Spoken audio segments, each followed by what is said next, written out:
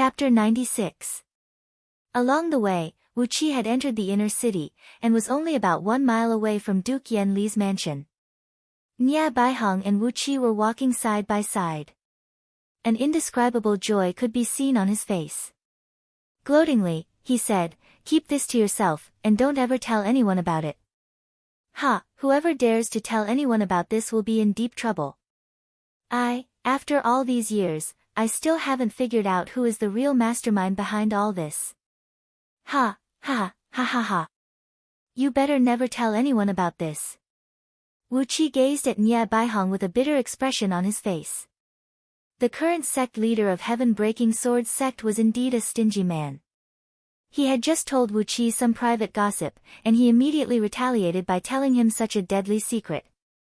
This secret was not a big deal, but it was not a small one either.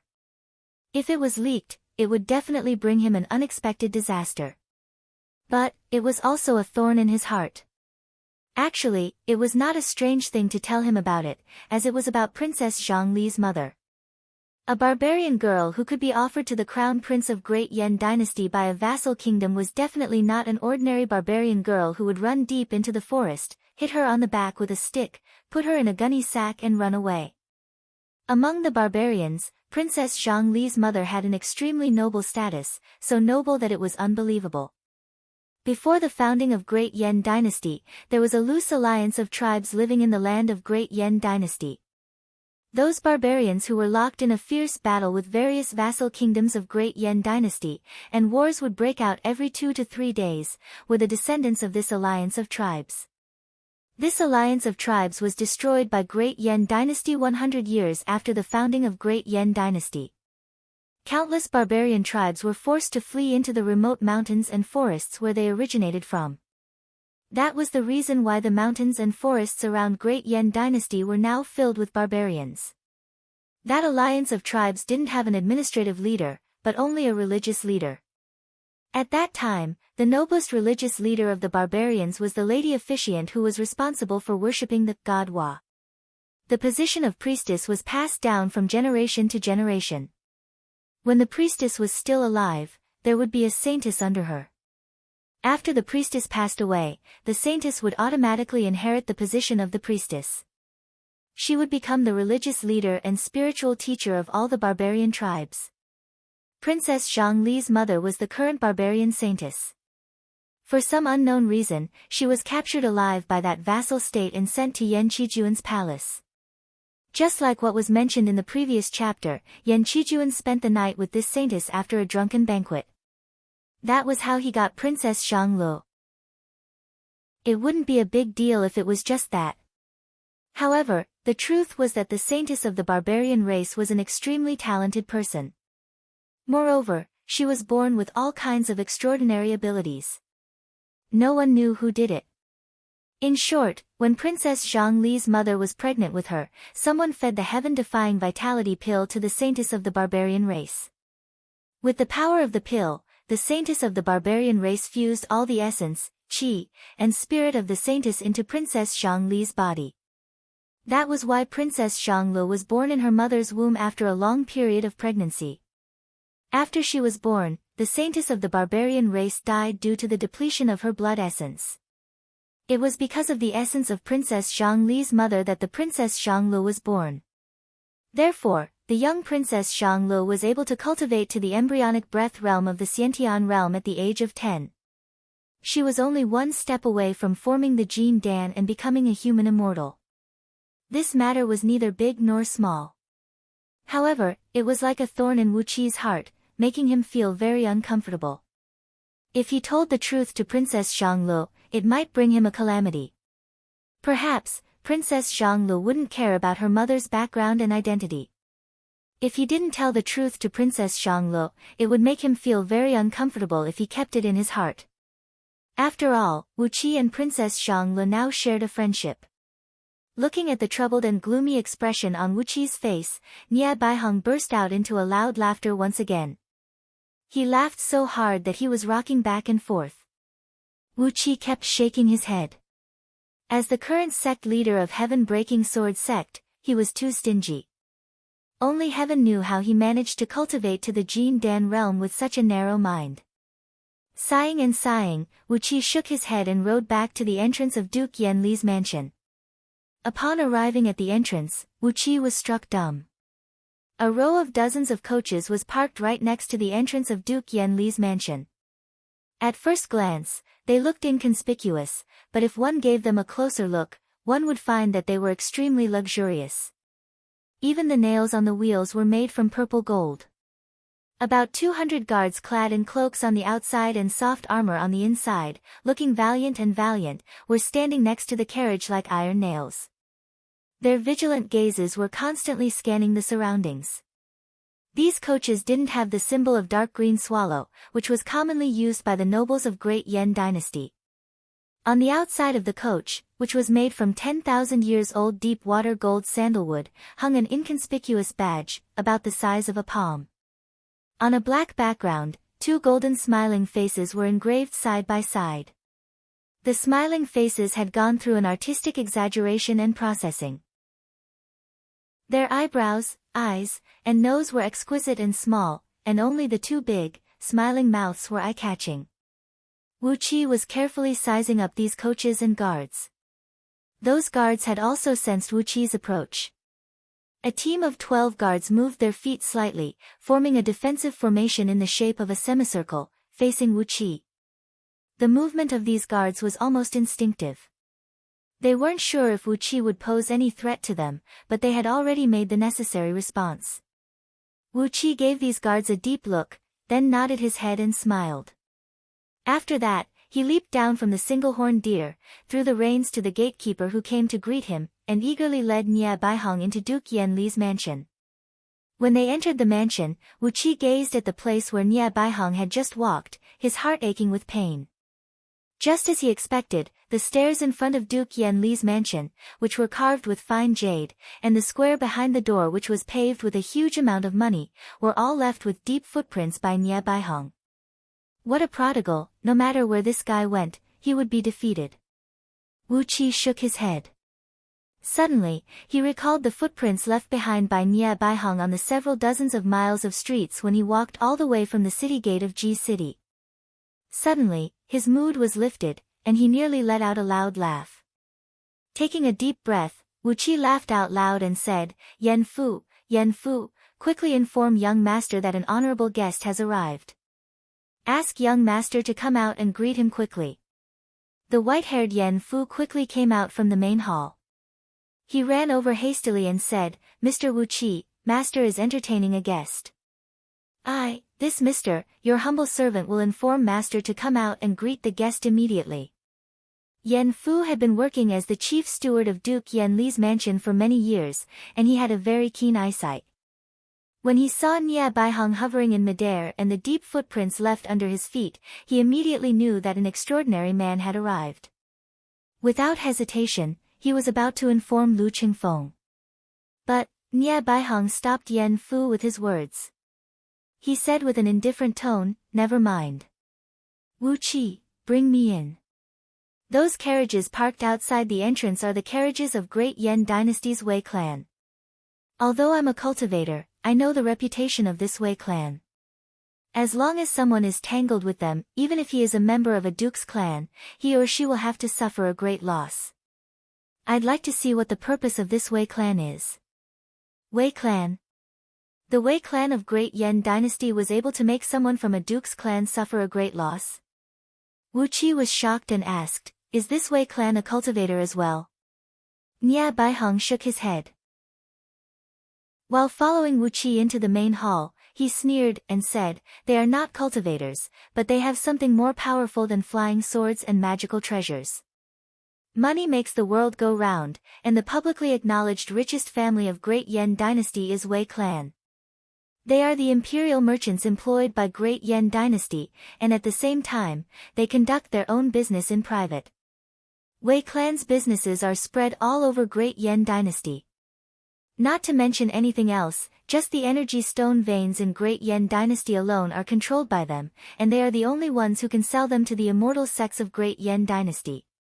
Wu Qi stared at Nia Baihong with astonishment and said, "They control 40% of the energy stone supply in Great Yan Dynasty? What do the immortal sects use to purchase energy stones from them?" Nia Baihong said with a cold voice, "Take Heavenly Spirit sect for example, they use all kinds of powerful talismans to exchange energy stones with them. Another example is Valley of Medicine, they use all kinds of spirit pills to exchange energy stones with them. The people of this Wei clan are greedy by nature, and they are the most cunning and treacherous ones. Furthermore, they are backed by the imperial clan, Wu Qi rolled his eyes, lowered his voice and asked, "Does Heaven-Breaking Sword sect have any special products like talismans and spirit pills?" Nia Baihong shut his mouth and pulled a long face, which was even longer than the face of a donkey. Suddenly, Wu Qi understood why Nia Baihong had such a strong opinion of Wei clan. It turned out that Heaven-Breaking Sword sect was a group of murderers who only knew how to draw their swords and kill people. They didn't have any spirit pills or spirit talismans to exchange with them, and could only rely on the energy stones provided by Great Yan Dynasty every year. No wonder Princess Xianglu could threaten Nia Baihong with the supply of energy stones and magical items. No wonder Nia Yaonu valued Wu Qi and Lu Qingfeng so much. Lu Qingfeng had 2 provinces as his fief, and there must be some energy stone veins in his fief. By taking Lu Qingfeng as their disciple, Heaven-Breaking Sword sect would have one more source of resources to develop itself. Furthermore, they didn't have to share the resources with Yan Li and the other sect elders. How cost-effective was this? Sure enough, there was no free lunch in the world. This sort of greedy wolf was not given to him for free, and the script of heaven patching formation that Lu Qingfeng was going to learn in the future was not something that could be taught for free. Twitching his lips, Wu Qi shook his head and brought Nia Baihong all the way to the main hall of Duke Yan Li's mansion. Right when they came to the bottom of the stairs outside the main hall, they heard Lu Qingfeng's displeased voice coming out from the hall, "So that's how it is. So, the one who has their eyes on the few iron mountains and iron smelting fields in my fief is Wei clan's iron shop? Hee, why don't you just say it out loud? Why do you have to beat around the bush and threaten me through Prince Ci, Yen Halua?" He sneered. Then Lu Qingfeng cried out again, "After leaving the iron mountains and iron smelting fields, it seems like Wei clan has their eyes on the energy stone veins in my fief, which have been sealed and yet to be excavated. Ha, what does Wei clan treat me as? You want me to give up on these energy stone veins with such a small price? You must be dreaming."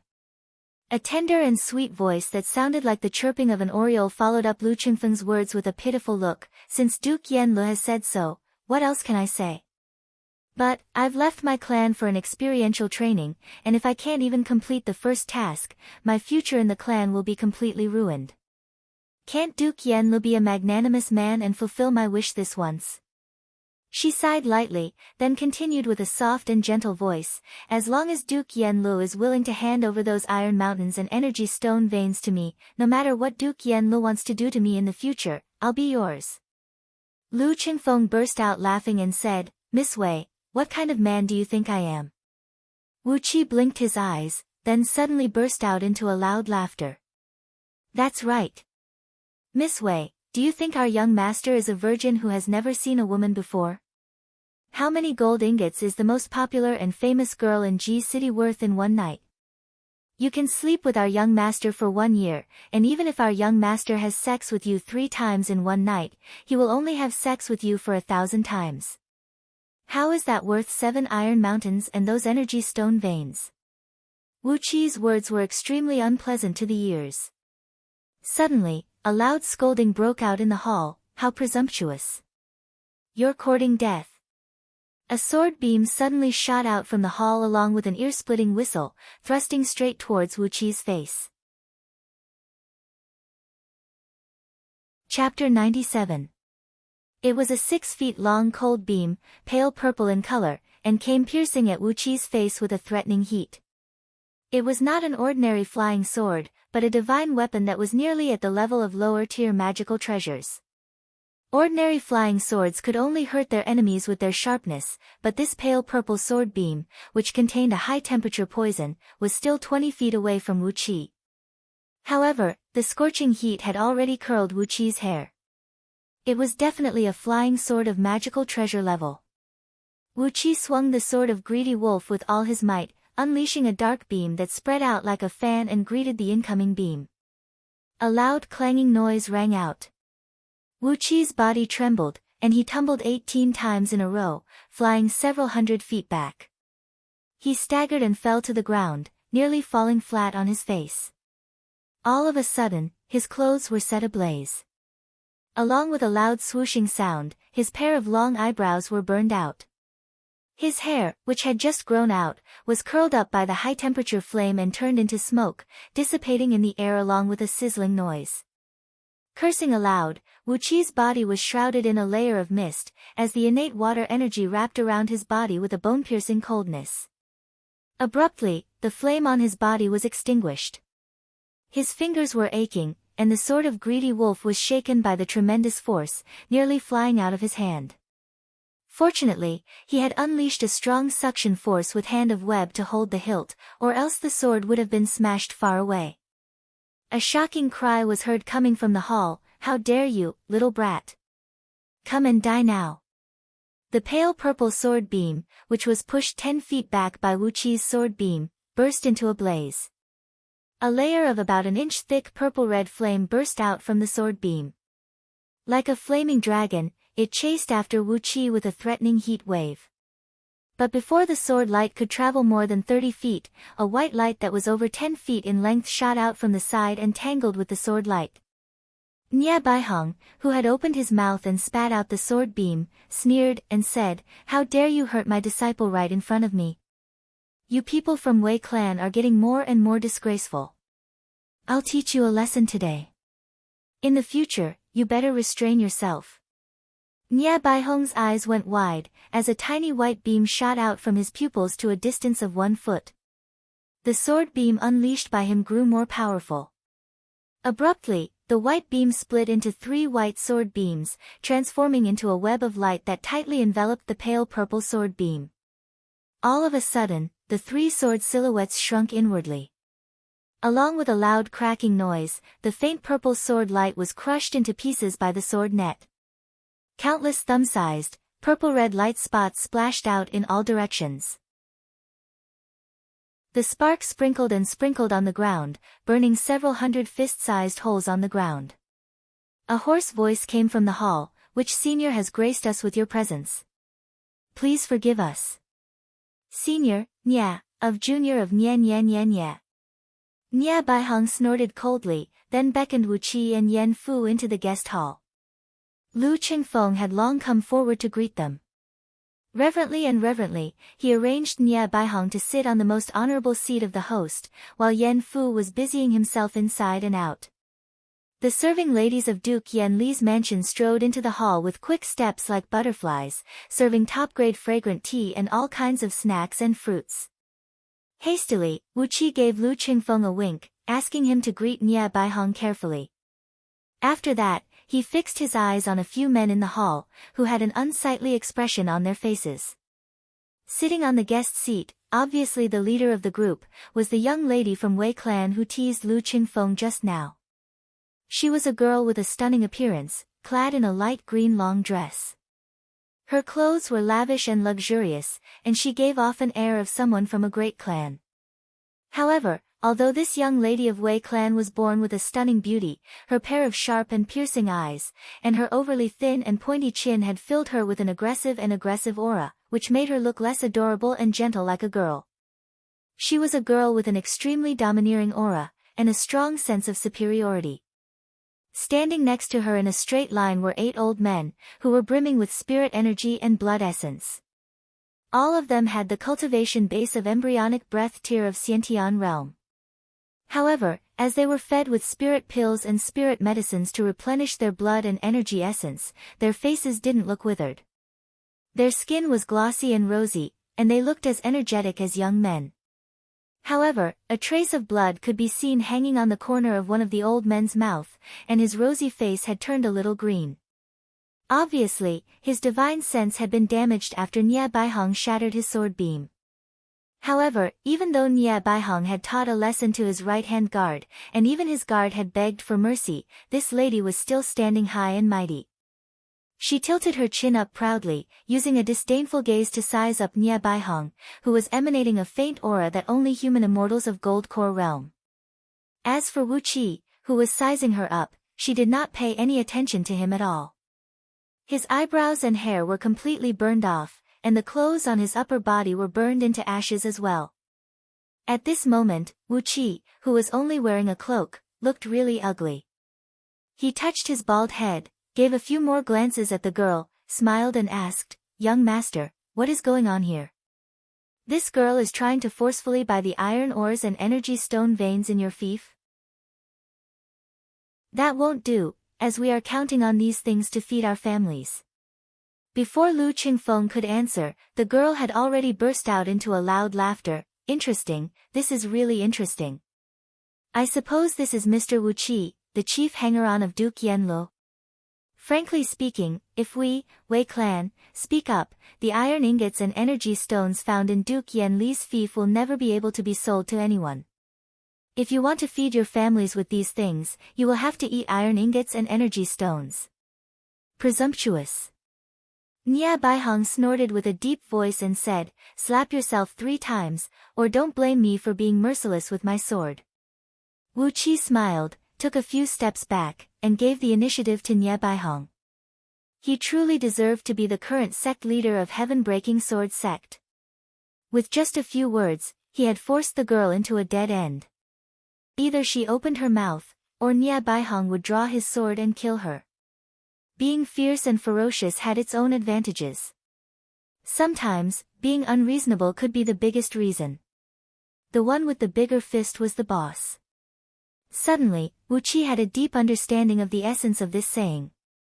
Obviously, the girl was stunned by Nia Baihong. She opened her mouth and remained silent for a while.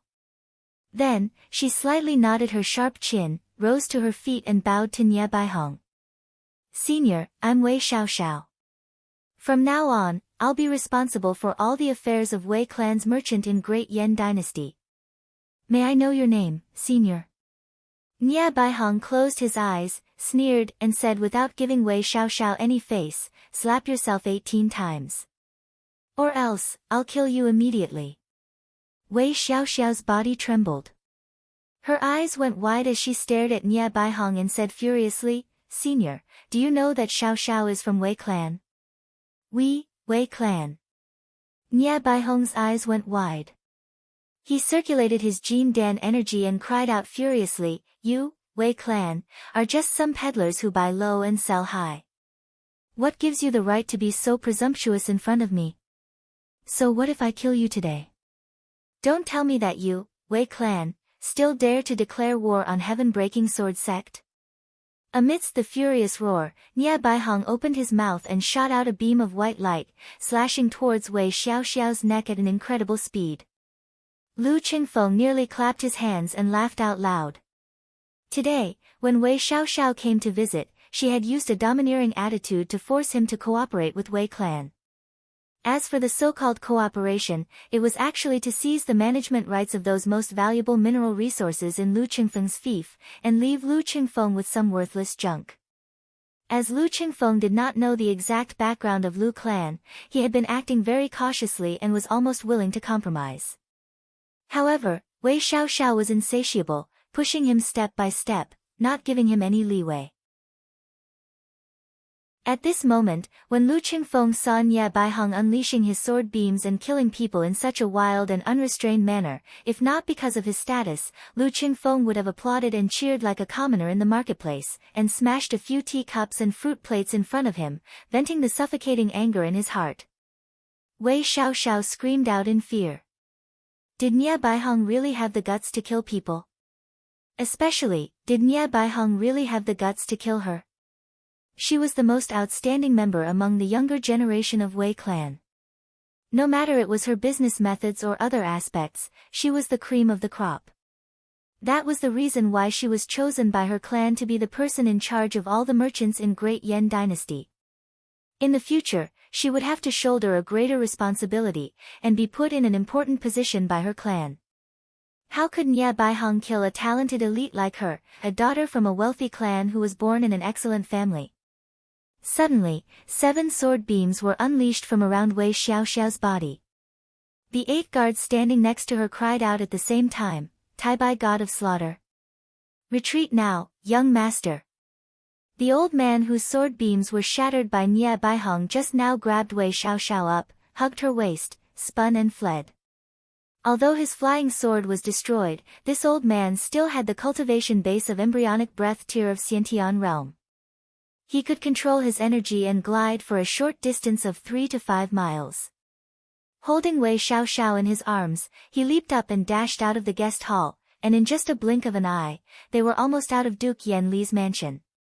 Looking at the 7 sword beams shooting towards his face, Nya Baihong's long hair that hung loosely over his shoulders stood up.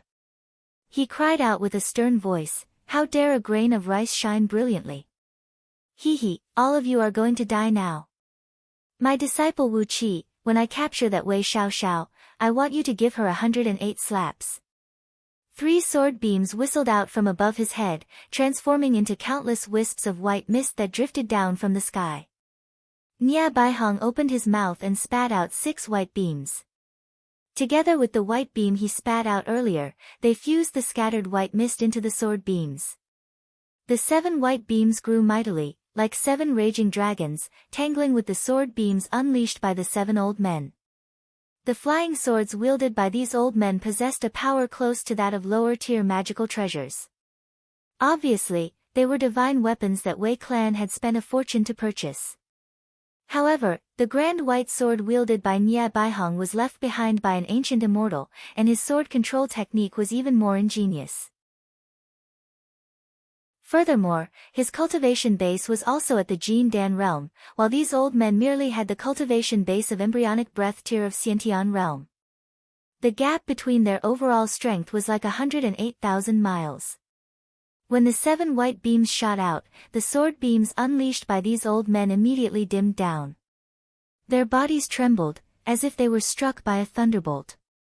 They staggered back quickly, while blood kept bursting out from their 7 apertures. Nya Baihong let out a wild laugh. The sword beams shone brightly, as the 7 white beams pressed inwards, and 14 pieces of scrap iron fell to the ground. All the flying swords wielded by these old men were broken by him. Die! Nya Baihong narrowed his eyes, and his pupils abruptly turned blood red. 7 white beams shot out like 7 white beams, and 7 heads flew up into the sky together with a towering pillar of blood. Fresh blood and heads were seen rolling and splattering all over the ground. Wei Xiaoxiao's guards could only block Nya Baihong's attack for a split second, and were all killed by him.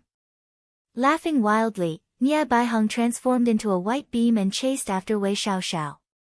Wu Qi and Lu Qingfeng hastily followed behind him, as they wanted to see how Nya Baihong was going to deal with Wei Xiaoxiao, this extremely overbearing girl. In just a blink of an eye, the last guard of Wei Xiaoxiao was killed by Nya Baihong with a palm strike, while she was being dragged by Nya Baihong by the neck. When facing a Jin Dan realm human immortal, Wei Xiaoxiao did not even have the chance to escape. She let out a hideous laugh, and was about to deal with Wei Xiaoxiao, whose face was as pale as a piece of paper. Suddenly, a large sheet of dark clouds came rolling and rocking in the sky at top speed. A frightening pressure was gathering towards Ji City from all directions. Countless lightning bolts were seen rolling and rocking in the dark clouds, and the faint rumbling of thunder could be heard, causing one's heart to feel heavy. Gradually, the dark clouds turned into a cloud vortex that measured several hundred miles in diameter. After that, the cloud vortex began to shrink rapidly, and very soon, it was only tens of miles in diameter. Nya Baihong cried out in surprise, "Jin Dan Thunder Tribulation. Is there anyone in Ji City who has formed the Jin Dan Tribulation?" Chapter 98. Standing at the top of the tallest pavilion in Duke Yanli's mansion, the company gazed into the distance. The eye of the dark cloud was aiming right at the imperial palace of Great Yan Dynasty. Large patches of sunlight brushed past the edges of the dark clouds, which were getting smaller and smaller, and shone on the buildings of the imperial palace. The greenish-black glazed tiles reflected a dazzling light. When the vortex shrunk to about a mile in diameter, a dazzling light suddenly burst out from the imperial palace. 63 layers of light enveloped the entire palace. The dull sound of thunder came from the sky, as if countless burly men were beating war drums. The dull sound of thunder became one, causing people's hearts to beat wildly. Even with Wu Qi's cultivation, the sound of thunder caused the qi and blood in his body to circulate uncontrollably. His nostrils felt hot and he nearly had a nosebleed. Wei Xiaoxiao, who had fallen on the roof and had her body restrained by Nie Baihong, was in an even worse condition. Her eyes rolled back and she fainted, while blood kept trickling down from the corner of her mouth. However, the few people on the roof, no matter it was Nie Baihong, Wu Qi, or Lu Qingfeng, all of them were men with a firm and unswerving character. None of them gave Wei Xiaoxiao a second glance, as if this peerless beauty lying on the roof did not exist at all. Not to mention that she was only vomiting blood. Even if she was struck into pieces by lightning, the three of them would not have the slightest bit of mercy. Who in the palace has formed the Jin Dan? Why was this lightning tribulation so strange? It's been charging for a quarter of an hour, why hasn't the lightning struck yet? With a puzzled expression, Nie Baihong stared at the direction of the imperial palace.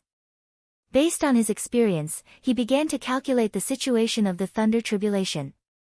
When an ordinary cultivator forms the Jin Dan and transforms the body of a Daoist into the body of a human immortal, he will only have to face 3 ordinary thunder tribulations.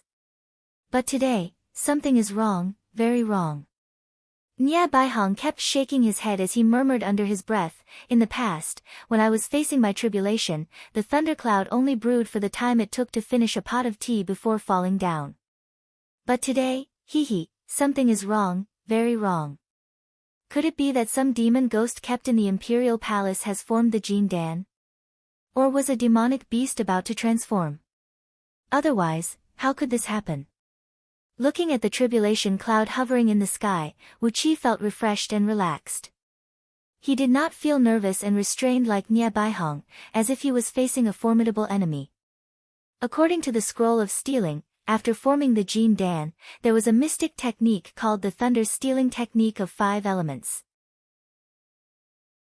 It was a technique that allowed one to steal the heavenly thunders from all kinds of thunder tribulations of cultivators, and use the mighty force of the heaven and earth to temper one's body, Jin Dan, and soul, tempering one's body to an unbelievable level. Putting aside the physical body and Jin Dan stage, with the cultivation of the thunder stealing spell, as long as there were enough thunder tribulations, with the help of the heavenly thunder divine power, one could even form a primordial spirit in the Jin Dan stage. Primordial spirit was something that could only be cultivated by earth immortals at the late stage of nascent soul.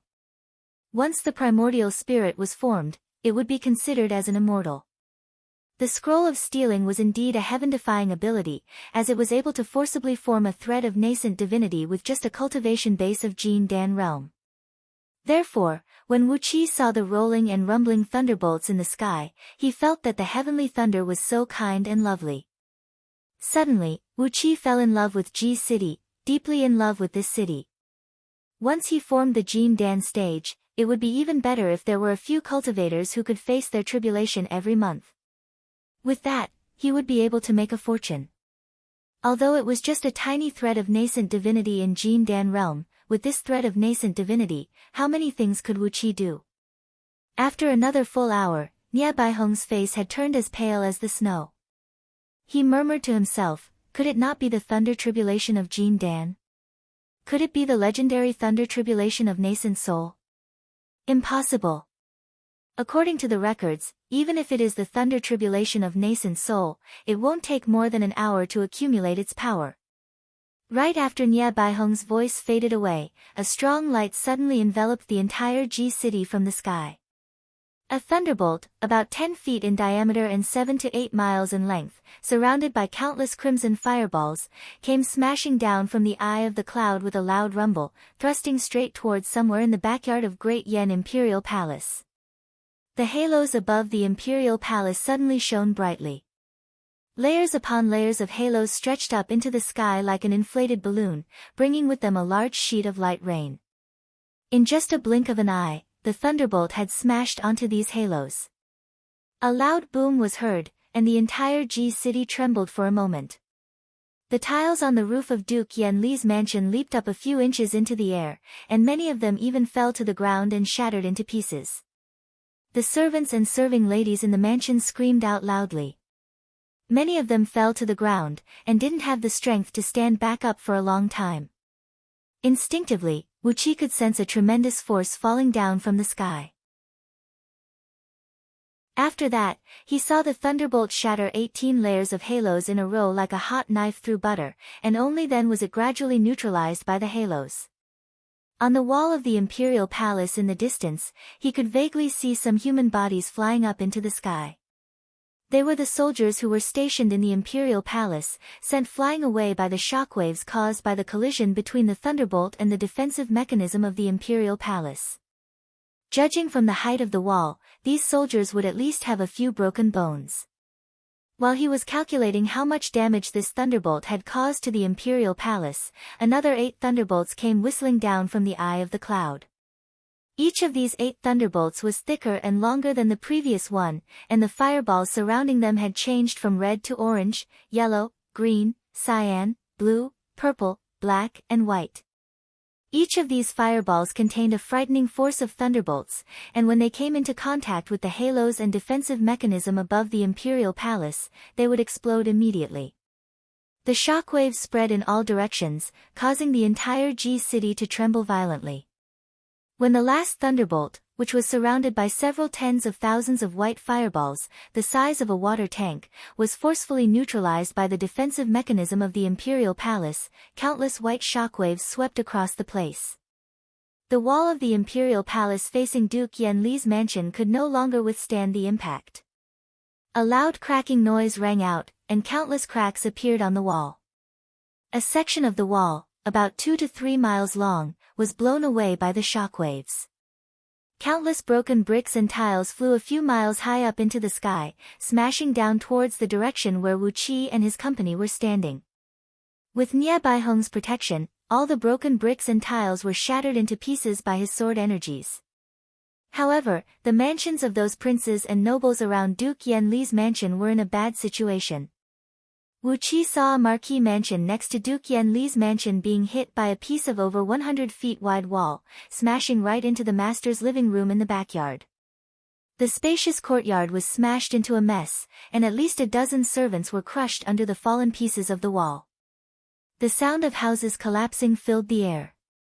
At least 300 to 500 houses around Duke Yenli's mansion had collapsed. The loss was extremely severe. Amidst the cries and cries of countless people, the swirling clouds in the sky gradually dispersed. Nie Baihong stared at the dispersing clouds in the sky as if he had just seen a ghost. He kept murmuring, 9 heavens thunder tribulation, this is merely the first thunder tribulation after forming the Jin Dan. Who is the one who is facing the thunder tribulation? If he is a human cultivator, how much sin does he have to commit to attract the 9 heavens thunder tribulation? If not for the defensive mechanism of the imperial palace, who could withstand this 9 heavens thunder tribulation? A clear and melodious cry was heard coming from afar. It sounded like the cry of a young phoenix, melodious and sweet, as if a clear spring water was pouring down from the top of one's head, cleansing one's entire body. Abruptly, from the rivers flowing around G City, circles after circles of tiny whirlwinds rolled up countless streams of clear water and gathered towards G City. A fragrant aroma was slowly spreading out in the air. Countless tiny white clouds could be seen hovering in the sky above their heads, while clean water droplets were sprinkling down from the sky. The refreshing water vapor nourished G City and gave it an indescribable sense of vigor. Suddenly, Wuqi felt a throbbing in his heart. He quickly glanced around, and saw that under the nourishment of the fragrant aroma and water droplets, a large patch of flowers in the backyard of Duke Yenli's mansion suddenly bloomed. The moss that hid in the dark corners of the walls was growing rapidly, and very soon, the entire Duke Yenli's mansion was dyed with a pale green color. The surrounding trees were growing taller bit by bit, as if they were injected with a stimulant. In just a blink of an eye, the trees had grown 2 to 3 feet taller. The energies of 5 elements in the air were rippling in an abnormal manner, as if they were controlled by a mystical force. Suddenly, a few big trees that were growing taller were abruptly set ablaze. Right after the flame was ignited, a few houses in Duke Yen Li's mansion were also caught in a flame of several tens of feet tall. Not only Duke Yen Li's mansion, flames were bursting out from every corner of Ji City. First, it was the water, then the wind, and finally the fire. Before Wu Qi and his company could figure out what was happening, the ground suddenly began to tremble. A vast amount of earth elemental energies were stirring restlessly under the ground, causing a nearby street to collapse. All the houses were smashed by the violent earth elemental energies, and at least 2,000 houses and pavilions had collapsed. Before the dust from the collapsed houses could rise into the air, it was brought down to the ground by the raindrops that sprinkled down from the sky. Then, countless sword cries rang out, and the gold elemental energies in the air were stirred violently as well. How many people lived in Ji City, a city that measured 170 miles in both width and length, was an incalculable number. But, one thing was for sure, all the people in Ji City needed to eat. Therefore, the number of kitchen knives, iron pots, and other ironware in Ji City was definitely an astronomical figure. When the gold elemental energies stirred violently, countless roofs in Ji City were riddled with holes of various sizes. A great amount of kitchen knives, iron pots, blades, spears, swords, halberds, and many other weapons were flying up into the sky. Some iron pots were even steaming hot, as rice was being cooked. The entire Ji City was stirred, and countless people began to cry out in shock. The source of the unusual movement of the natural energies should be the cultivator who had just formed the Jin Dan. A thought suddenly flashed in Wu Qi's mind, as he suddenly thought of a person, Princess Zhangluo. His instinct told him that if there was someone in Ji City who could cause such an unimaginable scene, it must be Princess Zhangluo. She was born after absorbing all the life essence of her mother, and she must have inherited some miraculous abilities of her mother. As the Holy Maiden of the Barbarian Alliance, it was obvious that Princess Zhang Li's mother possessed some miraculous abilities. But, it was really too shocking. A cultivator who had just formed the Jin Dan could actually cause such an unusual phenomenon. This was too shocking. At least, Nia Baihong's face had turned as pale as a corpse, and his body had turned stiff and could no longer move. All of a sudden, an extremely strong ripple of energy came approaching from a far distance. A 200 feet long golden beam was seen flying over from the north of Ji City, surrounded by several hundred sword beams that were less than 10 feet long. The golden beam flickered, causing everyone who saw it to feel a piercing pain in their eyes. Instinctively, they had to close their eyes. When Wu Qi opened his eyes once again, the golden beam had vanished without a trace. A young man clad in a dark green imperial robe of the emperor was seen hovering right above the imperial palace. From afar, no one could see how the man looked like. But when he appeared, it was as if he was the only person left in this world, in the entire Ji City. No matter where everyone looked, they could only see his slightly hunched and tired figure. Suddenly, Nia Baihong let out a groan and said, "Emperor Yen Dan, to what level has he cultivated to?" Emperor Yen Dan. So, this man clad in a dark green imperial robe was the founding emperor of Great Yen Dynasty, the man who single-handedly controlled Great Yen Dynasty for over 2,000 years, Yen Dan? Hastily, Wu Qi fixed his eyes on the man. If this Yen Dan was indeed the Yen Dan he knew, then he was a real famous person in history, and Wu Qi had admired him for a very long time. Suddenly, the cheers of countless soldiers were heard coming from the imperial palace. Long live the emperor! Long live the emperor! The cheers of "Long live the emperor" shook the ground once again. Chapter 99. When they left the mansion, the street was already crowded with countless carriages and people. They were all the nobles of Great Yen Dynasty who were rushing to the imperial palace for the banquet. The clan leaders of over 100 imperial clans of Great Yen dynasty, many nobles with titles of nobility, the prime ministers and 9 ministers, and the clan leaders and elders of various influential clans, as long as they had the status and prestige, they would all rush to the imperial palace. Wu Qi and his company were seated at the furthest area of the grand hall. Behind Wu Qi were 2 rows of chimes and drum stands, and over 500 musicians were gently adjusting their instruments, preparing to play the song when the banquet began. From where Wu Qi was sitting, he could only see the backs of countless people and their heads. He couldn't even see where Lu Qingfeng was sitting. Nearly 5,000 people had gathered in the grand hall. Apart from those musicians, no one made a single sound. Everyone was sitting on their knees on the soft cushions behind the tables, with both hands placed flat on their legs and their eyes looking straight ahead. After an unknown period of time, a delicate fragrance wafted out of the hall, and a melodious music rose into the air. Many of the nobles in the hall bowed their upper bodies and shouted in unison, "Long live the emperor!"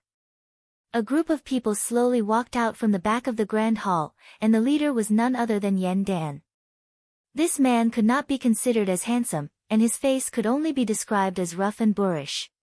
However, every single move he made, and in between his eyes and brows, there was a mighty aura that was as strong as a mountain.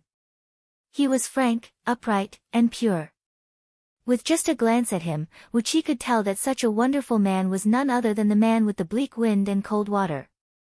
A series of footsteps rang out, followed by a 9 feet tall imperial servant, who had a stocky build and a face as red as if it was smeared with blood, strode into the grand hall with 2 jars of wine in his hands. Wu Qi was struck dumb by what he saw. What this imperial servant was carrying in his hands were not 2 pots, nor 2 jars, but 2 jars of fine wine. The height of these 2 black wine jars was over 1 zhang, and the diameter of the jars was about 6 feet. Fortunately, the eunuch had spread his arms and carried the bottom of the 2 wine jars, steadily carrying them in. In the extraordinarily majestic and ancient soaring palace, there was a black table that was 3 feet and 6 inches long placed in front of Chi-Chi. There were already some tableware and wine utensils placed on it. Under the guidance of the etiquette officer, the nobles who entered the soaring palace were seated strictly according to their status. Wu Qi spoke straightforwardly, pointing out the reason why the heaven-splitting swordsmanship sect wanted to recruit Lu Qingfeng. Nia Baiheng did not feel offended. He just nodded lightly and looked at Lu Qingfeng. Lowering his head and pondering for a brief moment, Lu Qingfeng smiled and said, "What Wu Qi said is absolutely right. Having sect leader as my master is indeed a good match." Then, he dropped to his knees and gave Nia Baiheng a few kowtows, confirming the relationship of master and disciple. After that, he rose to his feet, pointed at the unconscious Wei Xiaoxiao and said, "I'll have to trouble master to take care of this girl from Wei clan." After tidying up his appearance and changing into the official duke outfit of Great Yen dynasty, Lu Qingfeng had transformed into a Duke of Great Yen with a dignified appearance. Wu Qi called out to Luo Kadi, Mao Yang, Zhang Hu, Hu Wei, and a few others. Then, all of them changed into their official outfits, brought along a large group of guards and rode towards the direction of the imperial palace. After entering the imperial palace, the crowds were quickly separated according to their status and were sent to the different palaces and pavilions in the imperial palace. It was also the first time Wu Qi had a clear look at Yen Dan's face. He was a young man who looked to be in his 30s, with a handsome and resolute face, but there was an indescribable weariness on his face, as if there were many things weighing on his body and heart. He was clad in a dark green imperial outfit, with an imperial crown on his head. His eyelids were slightly drooping as he walked out slowly, sitting behind a 12 feet wide dragon table placed on the dais at the far end of the hall. Nia Baiheng shook his head, as he didn't take this matter to heart. He pulled Wei Xiaoxiao up, turned to Lu Qingfeng and said, "The purpose of my visit is to take you as my disciple. Heaven-breaking sword sect has a secret technique called the script of heaven patching formation, which is exactly what you want. As the Duke of Yen Lu, you have to attend the banquet held by Emperor Yen. I'll be waiting for you in your mansion. After the banquet, you can come back and formally acknowledge me as your master." Lu Qingfeng had inherited the title of Duke Yan-lu, as well as the official position of Zhuoguozheng. As the Duke of Zhuoguozheng, who was responsible for supervising the affairs of 37 vassal kingdoms in the west of Great Yan dynasty, Lu Qingfeng had several dozens of subordinates around him. Therefore, Wu Qi and all the others were now holding the position of subordinates in Zhuoguozheng mansion. For Wu Qi, his current position was the kingdom's supervisor under Zhuoguozheng. If he were to leave Great Yan and visit the 37 vassal kingdoms in the west of Great Yan dynasty, wherever he went, his status would be equal to that of the monarchs of those vassal kingdoms. A muffled thud rang out, as Qin Qingshui scrambled out from the crowd.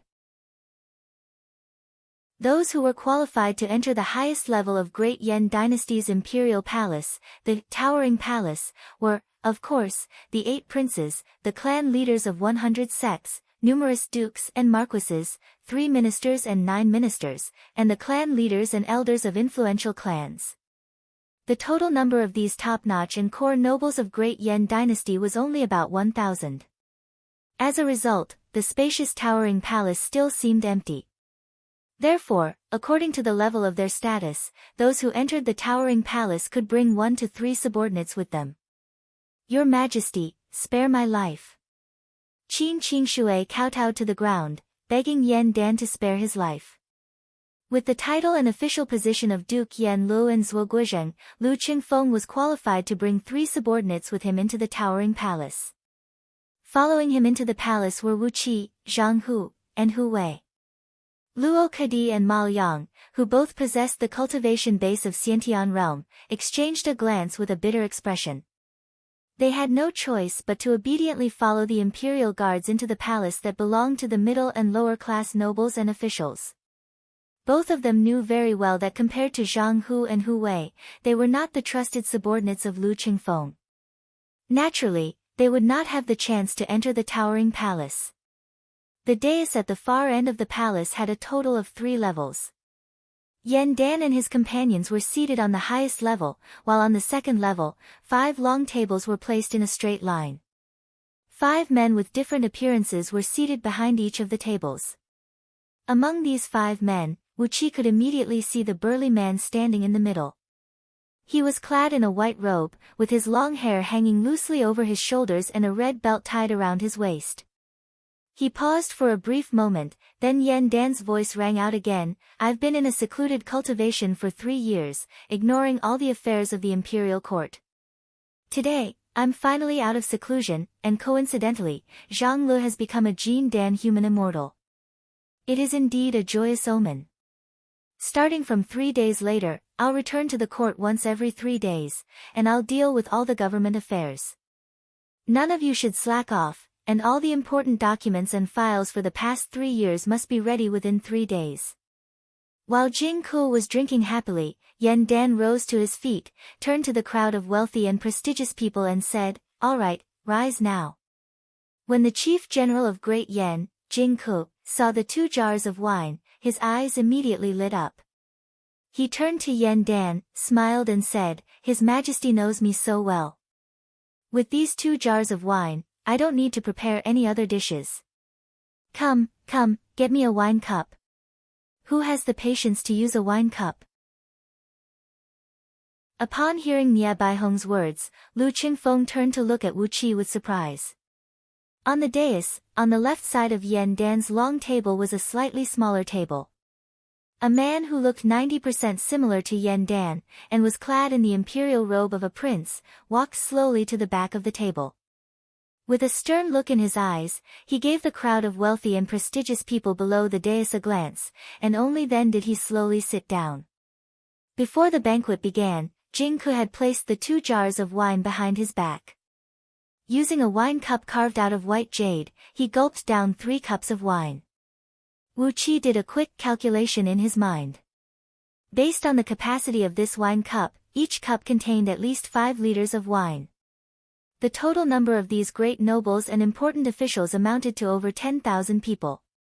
Together with their personal guards, the stream of people, carriages, and horses were moving forward through the streets. If not because the streets of Ji City were very spacious, it would be a big problem for them to pass through. With such a transcendent and unique position, Wu Qi and his company naturally had the right to attend the banquet held in the imperial palace. Wu Qi smiled faintly, nodded his head at Lu Qingfeng and said, Heaven-breaking sword sect is the legacy passed down by the ancient immortals, and the script of heaven-patching formation should be an extraordinary technique of formation. Since young master has joined heaven-breaking sword sect, we can take care of each other. After a brief pause, Wu Qi continued with a deep voice, Heaven-breaking sword sect needs the energy stone vein in young master's fief, and young master also needs the support of a powerful force. Since young master has joined heaven-breaking sword sect, it will be a perfect match for both of us. On the right side of Yan Dan's dragon table, behind the extremely luxurious table, which was carved with flowers, inlaid with gold, and decorated with all kinds of precious stones, sat Princess Xianglu, Yan Zixing. She was wearing a green palace dress, her eyebrows were dancing, and her face was filled with a big smile. She was sitting right behind this table. All the tables in front of everyone in the grand hall, including Yan Dan's dragon table, were painted black. Only the table in front of Princess Xianglu looked particularly eye-catching. Obviously, it was specially made for her. From this, it could be seen that Princess Xianglu held a very high position in Yan Dan's heart, and the pampering she received. All the nobles in the grand hall rose to their feet. Suddenly, Yan Dan cried out with a loud voice, I heard that Yan Buji, the Duke of Yanlu, had drowned? What a joke! No matter how absurd and unruly Yan Buji is, he still has the cultivation base of innate unity God. How could a mere river drown him? The chief supervisor of scouting office's Central Wind Guard, Qin Qingshui, get your ass out here and answer me. The loud slapping on the table startled all the nobles in the grand hall, causing their bodies to tremble. However, Yan Dan let out a loud laugh and said, the chief general's alcohol addiction is acting up again. Ma-yi, quickly serve the chief general some wine. Nya Baihong said delightfully, alright, I'll go deal with the people of Wei clan right now. You just need to attend the banquet in the imperial palace. Grabbing Wei Xiao up, Nya Baihong transformed into a white beam and sped off into the distance. A loud cry of surprise was heard coming from the entrance of Duke Yan Li's mansion, as all the guards of Wei clan who had just recovered from the sudden change of the heaven and earth were brought away by Nya Baihong using his mighty energy. In just a blink of an eye, they had left Ji City. Wu Qi and Lu Qingfeng did not agree with Yan Dan's words, but Nya Baihong frowned in surprise and said, Emperor Yan is personally handling the affairs of the imperial court. Nothing has happened recently, so what is there that is worth him personally handling? For the past few hundred years, hasn't he always been the one supervising the 8 princes and discussing the affairs of the imperial court? Although the 8 princes have changed a few times, I've never seen him personally attending the imperial court. The atmosphere in the grand hall suddenly turned into a dead silence, so oppressive that it felt like the rumbling of thunder and flashing of lightning. Amidst the thunderous cheers of Long Live the Emperor, Yan Dan's hoarse and tired voice was heard clearly across the entire Ji city. Princess Xianglu has succeeded in Jin Dan. Today is a joyous day. Gentlemen, please come into the palace and enjoy the banquet. Inform the great Yan dynasty through the communication formation. Let the whole world celebrate together. Right after they were seated, the white-robed man grabbed the wine pot placed on the table and gulped down the fine wine. After finishing the wine in one gulp, the man shook the pot in his hand unhappily, then suddenly slapped the table forcefully and said, You bunch of cowards are getting more and more stingy. Serve me the wine now. The emperor didn't say anything about starting the banquet, but he didn't say that we are not allowed to drink. Chapter 100. Wu Qi lifted his buttocks slightly off from his heels, got into a half-kneeling position, and carefully poked half of his head out. Through the sea of dark heads, he saw Qin Qingshui, who was kowtowing like a garlic in the grand hall not far away. Perhaps it was because of extreme fear, Qin Qingshui's kowtowing was extremely loud, causing the entire grand hall to be filled with a buzzing sound. Soon, a large piece of flesh was cut open on his forehead, and blood was dripping down from it. His long donkey-like face looked even uglier than before. Jing Ku, who was sitting on the second level of the dais, was still gulping down wine from his white jade wine dipper, as if he didn't notice that Qin Qingshui was playing with his forehead on the floor. Next to him was a handsome and elegant middle-aged scholar. His eyelids were drooping, and he was examining a pair of white jade chopsticks in his hand, not saying a word. On the other side, there was an old man with a tall and burly stature, and a middle-aged military officer, who was clad in a black armor and had his hair tied into a bun with a blood-red string, as well. Only the man sitting on the left, a tall and slender man who looked to be in his 30s, looked a little unnatural.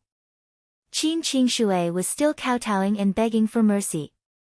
When the floor of the grand hall was dyed 2 feet red by the blood from his forehead, the tall man, who was sitting on the second level of the dais with Jing Ku and the other 3 men, finally couldn't restrain himself any longer. He rose to his feet, kneeled down and bowed to Yan Dan and said, "Your Majesty, I, Qingshui, have only been in charge of the Central Wind Guard for a few years. I'm lacking in experience, and I have made some mistakes. Please forgive me, Your Majesty." Yan Dan, with a gloomy face, rubbed his brows and suddenly laughed. "Since you, Wu Yang, have said so, I'll let him go. Qin Qingshui, since your patriarch is begging for mercy on your behalf, I'll let you have it easy this time. Within 3 months, thoroughly investigate the cause and effect of Yan Buji's death. I want to see the heads of all the people who are related to this incident after 3 months. If you can't do it, you can go into secluded cultivation." He paused for a brief moment, then Yan Dan scolded with a cold voice, "The chief supervisor of Central Wind Guard is an important position, as he is the eyes and ears of the imperial court in the territory of Great Yan Dynasty." Wind Patrol, what is Wind Patrol? Go back and think about it. The original intention of establishing the scouting office was to allow you to investigate every nook and cranny like a cool breeze. However, you still haven't found any clues about the drowning of a duke. As the chief supervisor of the Central Wind Guard, do you only know how to use human lives to falsely accuse others at the city gate? Wu Qi raised his eyebrows and looked at Yan Dan in surprise. The so-called false accusation of killing people at the city gate was clearly what Qin Qingshui and the others had done when he returned to the city during the day. He didn't expect that Yan Dan, who had just come out of the closed-door training, already knew about it and even used it to warn Qin Qingshui. Just as he expected, Yan Dan continued, "Haoying, as the criminal and court minister, some of the disciples in your clan are really good for nothings. Haoying Fenglong is your eldest grandson, right? This kid is too stubborn and unruly. How can he use the patrol officers of the criminal and court minister to frame someone? I heard that the Hanhai Kingdom in the northernmost region has just discovered a snowfield that is rich in resources. Let Haoying Fenglong build a kingdom there, and let him bring 300,000 people there." A fat middle-aged man, who had fair skin and looked like a virgin, was seen standing in the middle of the 3 ministers and 9 ministers in the grand hall. His body trembled, and he quickly stepped out from the ranks and kowtowed to Yan Dan to express his gratitude. With just a few simple words, Yan Dan had deprived Haoying Fenglong of the right to inherit Haoying clan. In at most 3 days, he would have to bring 300,000 ordinary people and a group of guards, travel several 100,000 miles deep into the land of ice and snow in the northernmost region, and arrive at the snowfield that the Hanhai Kingdom had just discovered, where he would have to build his own kingdom. This was the grace given by Yan Dan, and also the punishment given by Yan Dan to Haoying Fenglong. If Haoying Fenglong was lucky enough, in a few hundred years, a new vassal kingdom of Great Yan Dynasty would be born in that snowfield, and he would become the founding monarch of that vassal kingdom, building a valuable foundation, and leaving his name in the history of Great Yan Dynasty.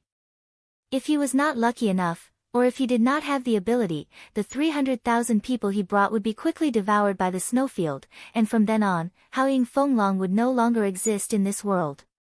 Since the founding of Great Yan Dynasty over 2,000 years ago, every 3 to 5 years, there would be a large number of sons of concubines from influential clans, or those who had committed crimes and were demoted, bringing a large number of people and guards to different places, going into the mountains and wastelands to build their own foundation.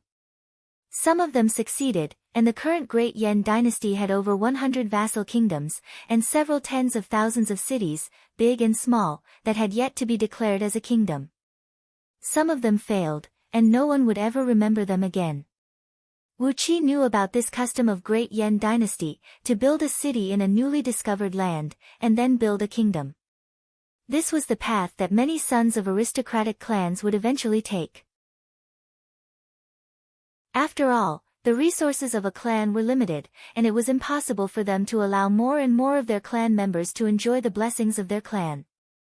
Therefore, risking their lives and leaving Great Yan dynasty to explore the world was also a way out.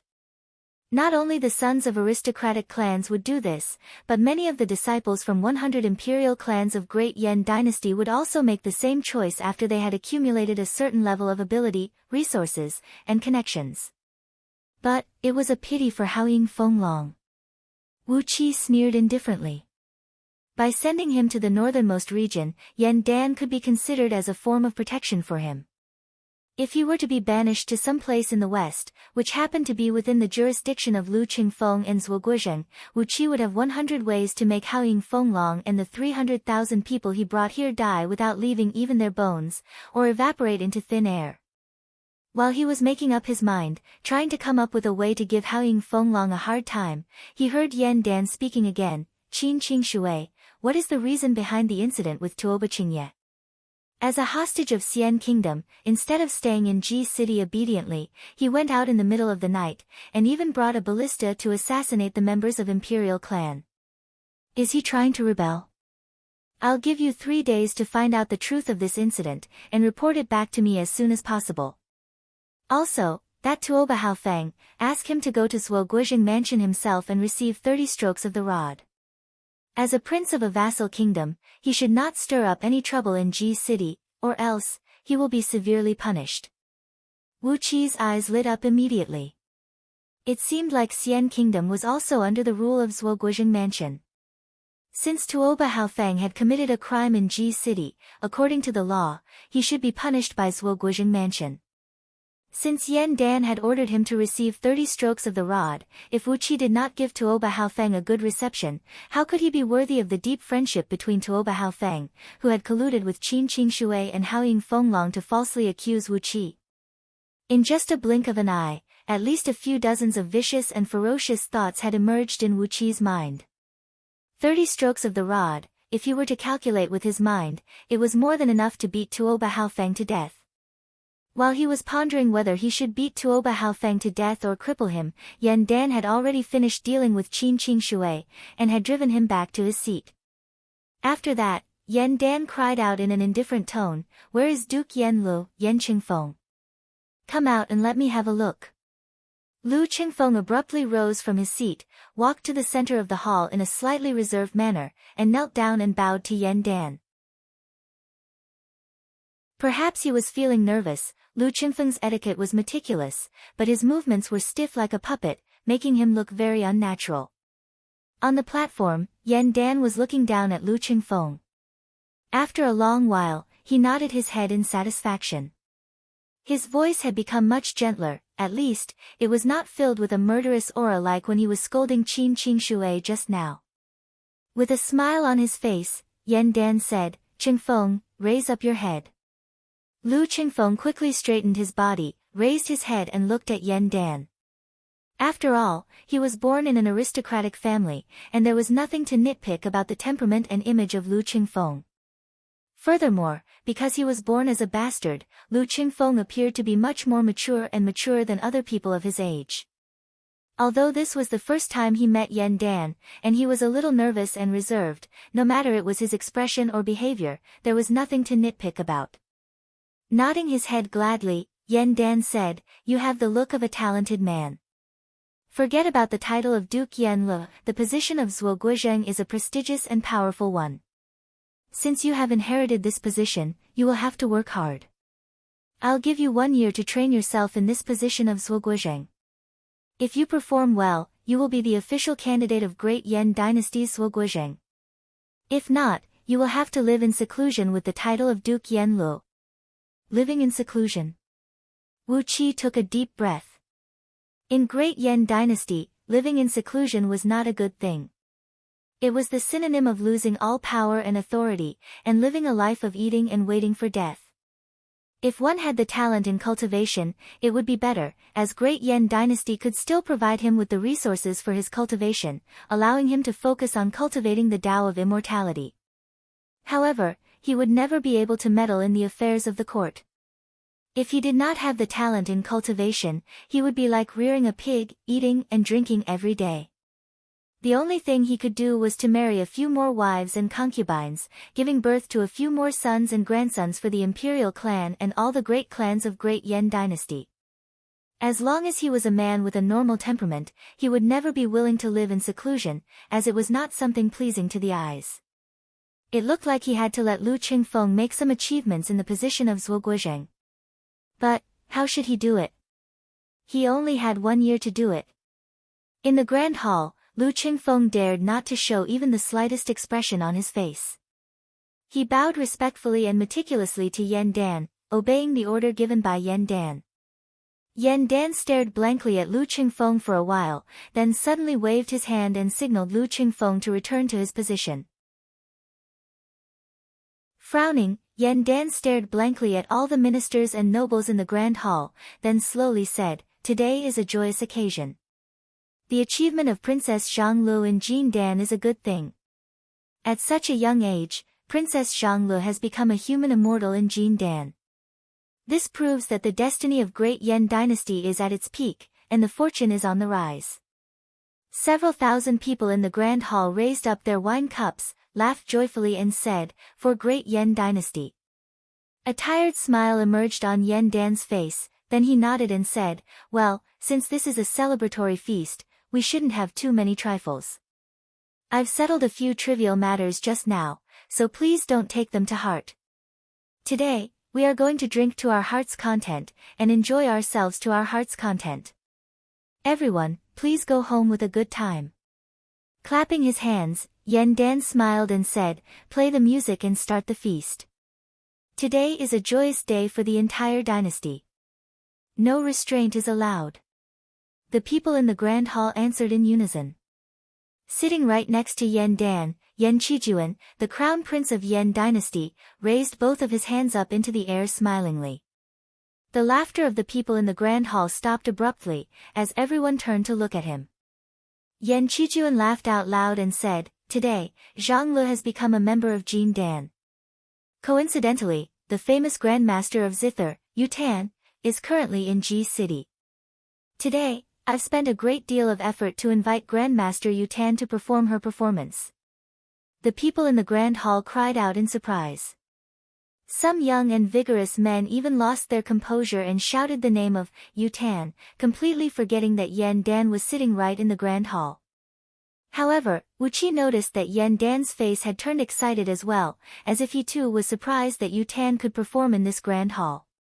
Wu Qi couldn't help but feel puzzled. Who exactly was this Yutan? Was she a superstar in this world? Why did everyone in the grand hall lose their composure when her name was mentioned? Lu Qingfeng was puzzled as well. He kept looking to the left, then to the right, as he had no idea who this Yutan was. After all, he was just a country bumpkin who had just come to Ji City from a remote place in the Lu Kingdom. How could he have heard of this name that was being praised secretly among all the prestigious clans? Right when Wu Qi was puzzled, and Lu Qingfeng was at a loss, a tune of zither came from nowhere. Like a clear stream of spring water, it spread across the entire imperial palace in an instant. Immediately, the entire heaven and earth fell into a dead silence, and only the tune of zither could be heard. Chapter 101. The sound of the zither was faintly discernible, and Wu Qi couldn't tell what was so good about it. He just felt relaxed and happy, as if he had returned to his mother's womb, free and unfettered, without any fear or melancholy. He seemed to have seen the growth of all living things, the growth of the grass and the flight of the orioles, the rain and dew, and the struggle of all living things in the world. Wu Qi suddenly smiled. He closed his eyes, and there seemed to be a young eagle flying past his eyes, a bolt of lightning flashing across his eyes, and a hazy greenery mixed with the wet raindrops falling slowly down from the sky. Some things that Wu Qi had forgotten for a long time suddenly emerged in his mind. He saw himself, who had just learned how to walk, crawling and rolling on the magical and wild black land, in the farm built by his parents, dragging a 1-meter-long loofah. He saw himself when he was 3 or 5 years old, chasing a giant African toad that was the size of a washbasin in the farmland of the farm. He saw himself, when he was 6 or 7 years old, with his father's company, using a piece of beef to tease the pet cheetah of a black man in the neighborhood. He saw himself, when he was 8 or 9 years old, kissing a black girl with a pair of bright eyes under the shade of a tree. His memories were full of beautiful things. The sound of the zither could actually evoke the softest and warmest memories in one's heart. There were many details that Wu Qi himself had forgotten, but today, all of them appeared in front of his eyes because of the sound of the zither. He even recalled the African-American girl who had lost her first kiss with him. She had a natural, grassy scent on her body. 2 streams of tears rolled down from Wu Qi's tightly closed eyes. Then, the innate water energy automatically started to circulate in his water meridian for 3 small cycles, and turned into a bone-chilling clear air, rushing into Wu Qi's sea of consciousness. Ever since he started cultivating the source chapter, the several thousand feet wide pool of water in Wu Qi's spiritual ocean suddenly began to boil. An immense cold air was emanating from the water, and countless ice mountains and snowflakes began to form on the surface of the water, turning Wu Qi's spiritual ocean into a world of ice and snow. The immense cold air made Wu Qi shudder, and very soon, he woke up from his stupor. A mysterious incantation from the scroll of stealing slowly emerged in Wu Qi's sea of consciousness. The name of the incantation was Minor Heaven's 7 Deities and Devil's Soul Tempering Technique. It was a magical incantation that could train the soul, stabilize the mind, and prevent the mind from being invaded by the devil. Originally, this incantation would only appear when Wu Qi reached the embryonic breath tier of the Xiantian realm. But today, after being stimulated and threatened by the sound of the zither, this incantation was chosen by the subconscious in Wu Qi's soul. The scroll of stealing could steal anything under the heavens. In all the different worlds, there were countless spells that could confuse one's mind. Among them, there were some cultivators and almighty people who liked to use all kinds of bewitching spells to protect their cave abodes and treasures. If there was no way to defend against these spells, how could the scroll of stealing steal anything under the heavens? This Minor Heaven's 7 Deities and Devil's Soul Tempering Technique was a type of bewitching spell, and it was a very profound and mysterious one. Not only could it defend against all kinds of mental attacks, it could also defend against all kinds of divine sense attacks. Wu Qi's heart sank. Instinctively, according to the method of the soul tempering technique, he condensed his divine sense into the 7 emotions of joy, anger, sorrow, fear, love, evil, and desire. Within his eyes, there were 7 tiny light dots flashing. Suddenly, an indescribable and mysterious aura surrounded his body, and the expression on his face was vaguely filled with an evil aura. In Wu Qi's spiritual ocean, the embryonic form of the 7 emotions deities and devils was slowly taking shape. Because of the strength of his divine sense, the current 7 emotions deities and devils were just 7 drifting shadows that looked like green smoke. However, they were more than enough to defend against the bewitching power contained in the zither melody. Although the zither melody was still as beautiful and melodious as before, it could no longer move Wu Qi's heart. Slowly, he wiped the tears off his face. With a hint of anger, he narrowed his eyes and glanced around. He wanted to see what this Yutan, who used the zither melody to tease him, looked like. His childhood memories were one of the few warm memories that Wu Qi had, and they had been locked deep in his heart. How could this Yutan, with her zither melody, evoke these memories that Wu Qi did not want to recall? How could he not be angry? He was like the most selfish little kid who had his private world intruded, and his favorite toy was touched. Right now, Wu Qi was filled with anger, and he wished he could draw out his sword and kill someone. Everyone in the hall had different expressions on their faces, but all of them were staring blankly. Obviously, none of them could escape from the attack of the zither melody. Zhang Hu, who was sitting on the left side of Wu Qi, had a lustful smile on his face. He was laughing silently with his mouth wide open, and 2 long streams of saliva were dripping down from the corner of his mouth. There was no need to ask. This guy must have thought of his old sweethearts in the brothel all these years. Looking at the little tent on his lower body, it was obvious that he must be having sex with his old sweethearts in the illusion. Hu Wei, who was sitting on the right side of Wu Qi, had his head lowered and a faint smile on his face. A faint murderous aura was being emitted from his body. It was as if he was in a military camp, having fun with his fellow soldiers. Behind his smile, there was a trace of indescribable sorrow. Wu Qi stared at Hu Wei in surprise. This guy's mind was much firmer than Zhang Hu's. Perhaps, he had realized that these fellow soldiers in front of him were just illusions. It was just that he didn't want to wake up from this beautiful memory. How many years had Hu Wei served in Little Meng City?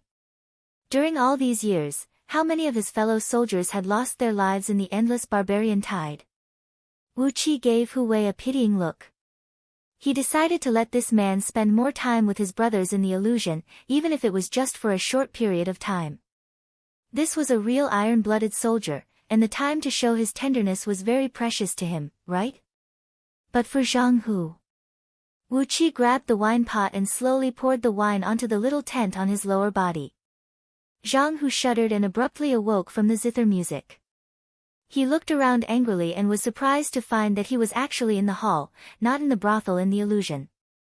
Zhang Hu was also a knowledgeable person. He lowered his voice in horror, grabbed his wet crotch, and asked in a low voice, "What the hell? What the hell is this song?" Just now, Lao Tzu had sex with at least 100 girls on a big bed. Wu Qi glared at Zhang Hu and snapped, "Just now, if it was a 7-year-old kid, he could have killed you with a single slash." Cold sweat broke out on Zhang Hu's forehead. He angrily looked around and scolded, "Where is the damn zither player?" Wu Qi did not say anything. He glanced around and discovered that apart from Yan Dan, Yan Qijuan, Jing Ku, and a few others who were still standing on the platform, there were less than 30 people who could still maintain their sanity in the grand hall. Ma Yi, the chief imperial attendant who brought in 2 vats of wine for Jing Ku, didn't fall into the virtual world created by the zither melody either. Like a vigilant old hound, he stood steadily next to Yan Dan, glancing around with a pair of eyes that shone brightly. Princess Zhanglu sat on the dais, holding her chin with both hands, narrowing her eyes as she glanced at all the important ministers and nobles in the hall. When she saw that Wu Qi quickly woke up from the enchantment of the zither melody, a bright smile suddenly emerged on her beautiful little face, and she nodded her head at Wu Qi delightfully. Her tiny red lips moved soundlessly. Wu Qi happened to have learned lip reading before, so he could tell that Princess Zhanglu was cursing someone. "What an ugly woman. My father treats her as an honored guest, but Zhanglu hates her." Wu Qi chuckled, poured himself a cup of wine, raised it up and poured the wine on the ground. He told Zhanglu that no matter what Yutan's background was, she would just throw her out like water. She was just a musician, so how could she be compared with her, Princess Zhanglu? Princess Zhanglu, who looked a little unhappy a moment ago, smiled sweetly, straightened her back, and raised her chin proudly. She grabbed the wine pot in a bold and unrestrained manner, gulping down all the wine in the pot. After that, she breathed out a mouthful of wine towards Wu Qi in a very proud manner. Both Yan Dan and Yan Qijuan noticed the little action of Princess Zhanglu at the same time. Both of them turned their heads and looked at her. Princess Zhanglu winked at them and gave them a smile, then sat up straight like a lady. The 5-colored divine ray behind her back swayed and fluttered like a peacock spreading its tail, giving off an indescribable sense of pride and joy. Then, both Yan Dan and Yan Qijuan turned to look at Wu Qi. However, Wu Qi had already straightened his face, pretending to be immersed in the melody of the zither. Yan Dan and Yan Qijuan looked at Wu Qi for a long while, but apart from Zhang Hu, who was silently exercising his internal energy to dry the wine on his crotch, they could not find anything wrong with him. Shaking his head, Yan Dan turned to Yan Qijuan, chuckled and said, "Zhanglu, you've grown up. Yan Qijuan smiled faintly and shook his head disapprovingly. Then, he turned to look at Wu Qi, raised his brows, which were as sharp as blades. All of a sudden, the melody of the zither stopped. All the people in the hall gasped at the same time, while Qiqi let out an exclamation. Those young men from the prestigious clans kept sighing and praising, using all the words they could think of to praise Yutan's zither playing, which had reached a magical realm. Amidst the praises from these nobles, Yutan was simply a celestial being, who should never appear in this mortal world. A lady clad in a white dress walked slowly into the towering palace, carrying a zither in her arms. All the nobles in the hall, who were praising her just now, were rendered speechless. They straightened their faces, rose to their feet and bowed to the lady. It was especially true for those young nobles. Like a cock in heat who had just seen a little hen, they tried their best to show off their beauty and appearance, wishing that they could pounce on the lady and bare their hearts. Wu Qi, too, was scrutinizing the lady. She was able to create illusions with the zither melody, and draw out the memories hidden deep in one's subconscious. This was a very powerful enchanting technique among immortal techniques. He really wanted to see what kind of appearance such a powerful lady had. With just a glance, Wu Qi could not help but feel greatly disappointed. The lady had a slim and graceful body, but she was wrapped in a thick white cloak. Apart from her translucent hands that were as fair as jade, he couldn't see any skin on her. She was wearing a bamboo hat weaved from purple bamboo threads, with a 3-feet white veil hanging down from the edge, covering her face. One could barely see her oval face, but couldn't see what she actually looked like. However, such a secretive behavior had added a little bit of temptation to Yutan. Even Wu Qi was tempted. He wished he could tear off her veil, tear off her clothes, and have a good look at her delicate body, and what kind of beautiful face she had. Right when he thought of this, Wu Qi's heart twitched once again. The 7 holy deities and devils trembled, and an invisible evil force covered Wu Qi's spiritual ocean. The cold air refreshed his spirit and brought him back to his senses. The enchanting force of Yutan was so strong that Wu Qi nearly fell into her temptation once again. Taking a deep breath, Wu Qi lowered his head and stopped looking at the lady. After breaking free from the enchanting force of Yutan for 2 times in a row, Wu Qi had consumed about 30% of his divine sense. He didn't want to waste too much energy here. Like moving clouds and flowing water, Yutan walked to the platform at the end of the hall, then slowly bowed to Yan Dan. My humble daughter, Yutan, offers greeting to your majesty. Long live his majesty. Long live.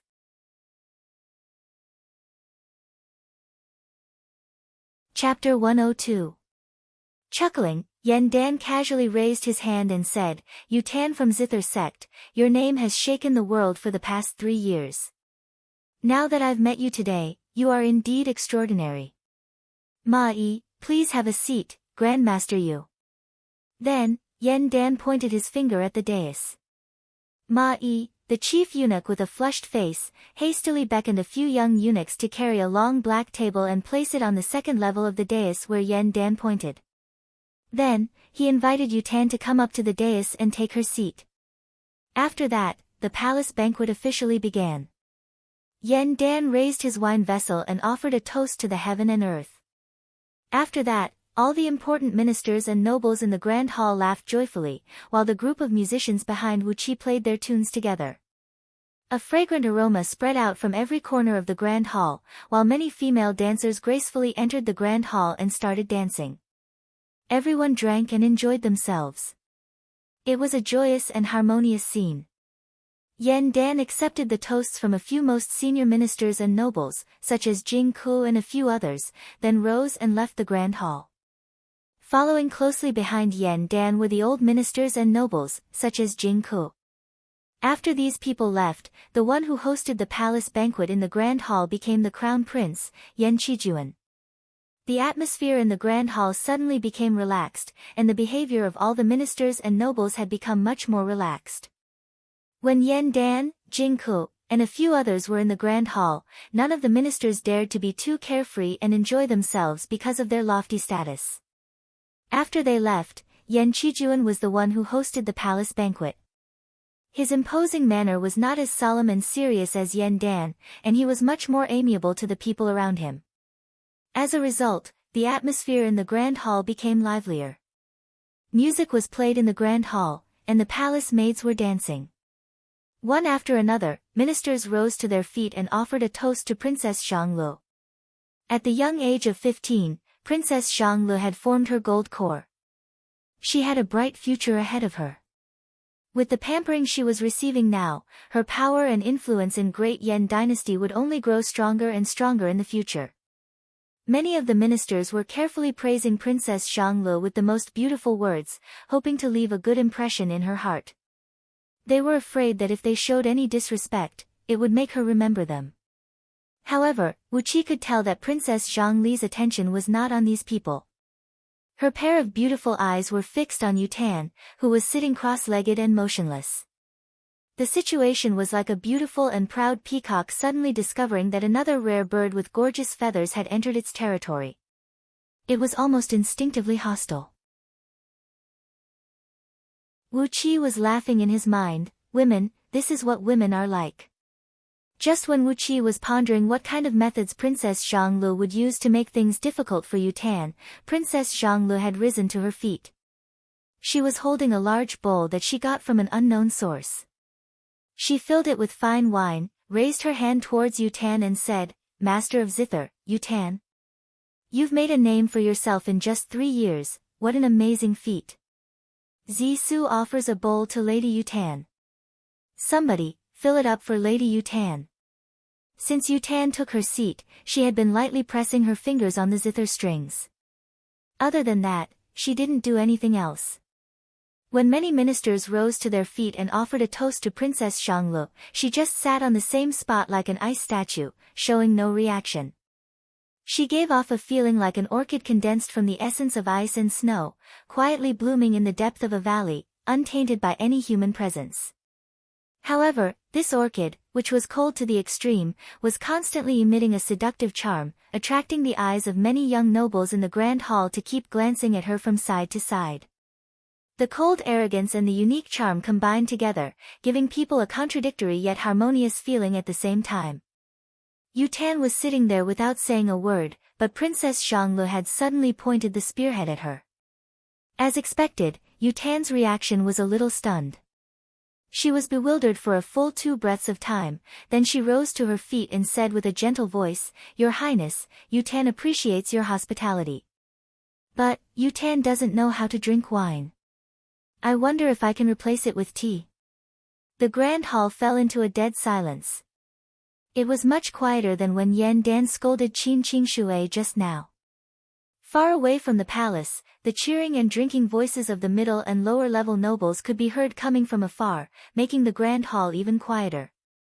Those young nobles, who were sneaking glances at Yu Tan just now, had now lowered their heads obediently, not daring to look at her again. Princess Xianglu had a notorious reputation. Who in Ji City didn't know about it? Compared to the deterrence of Princess Xianglu, the Grand Master of Zither, Yu Tan, was far from being comparable. Princess Xianglu was only a Xiantian realm cultivator, but she could already act like a tyrant in Ji City. Now that she had formed her Jin Dan and become a human immortal, Princess Xianglu was no different from a female Tyrannosaurus. If one could keep a respectful distance from her, one should never provoke her. Even Yan Qijuan, who was sitting on the dais, put on a straight face, shrunk his neck, and turned his head to look at the curtain behind him. He was sizing up a few swallows flying high up in the wind on the black curtain, smiling as if he was praising the exquisite embroidery skill of these swallows. With a charming smile on her face, Princess Xianglu carried the large bowl that could hold 3 liters of fine wine and walked slowly to Yu Tan. Then, she handed the large bowl to Yu Tan, smiled sweetly and said, Grandmaster Yu, you are really not giving Zidan face. It is just a bowl of wine, and it is unreasonable for Grandmaster Yu to treat it with tea. Zidan will drink first as a sign of respect. Grandmaster Yu, it's all up to you now. With a charming laugh, Princess Xianglu raised the bowl and gulped down the 3 liters of fine wine in just a few mouthfuls. No matter it was the aura or corporeal body of a Jin Dan human immortal, they were at least 100 times stronger than a Xiantian Daoist. For a human immortal, a mere 3 liters of fine wine was like a 9 feet tall man drinking a drop of wine. It could not be considered as drinking wine at all. Casually, Princess Xianglu tilted the bowl up, tilted her chin up, gave Yutan a sideways glance and said with a sneer, "Today is the celebratory feast to celebrate the completion of Zi Dan Jin Dan. Since Grandmaster Yu doesn't know how to drink wine, why are you here in Towering Palace?" Then, Princess Xianglu turned her head, sneered leisurely and said, "Could it be that Grandmaster Yu is here to borrow the name of Zi Dan to make a name for herself in front of all the ministers of Great Yan Dynasty?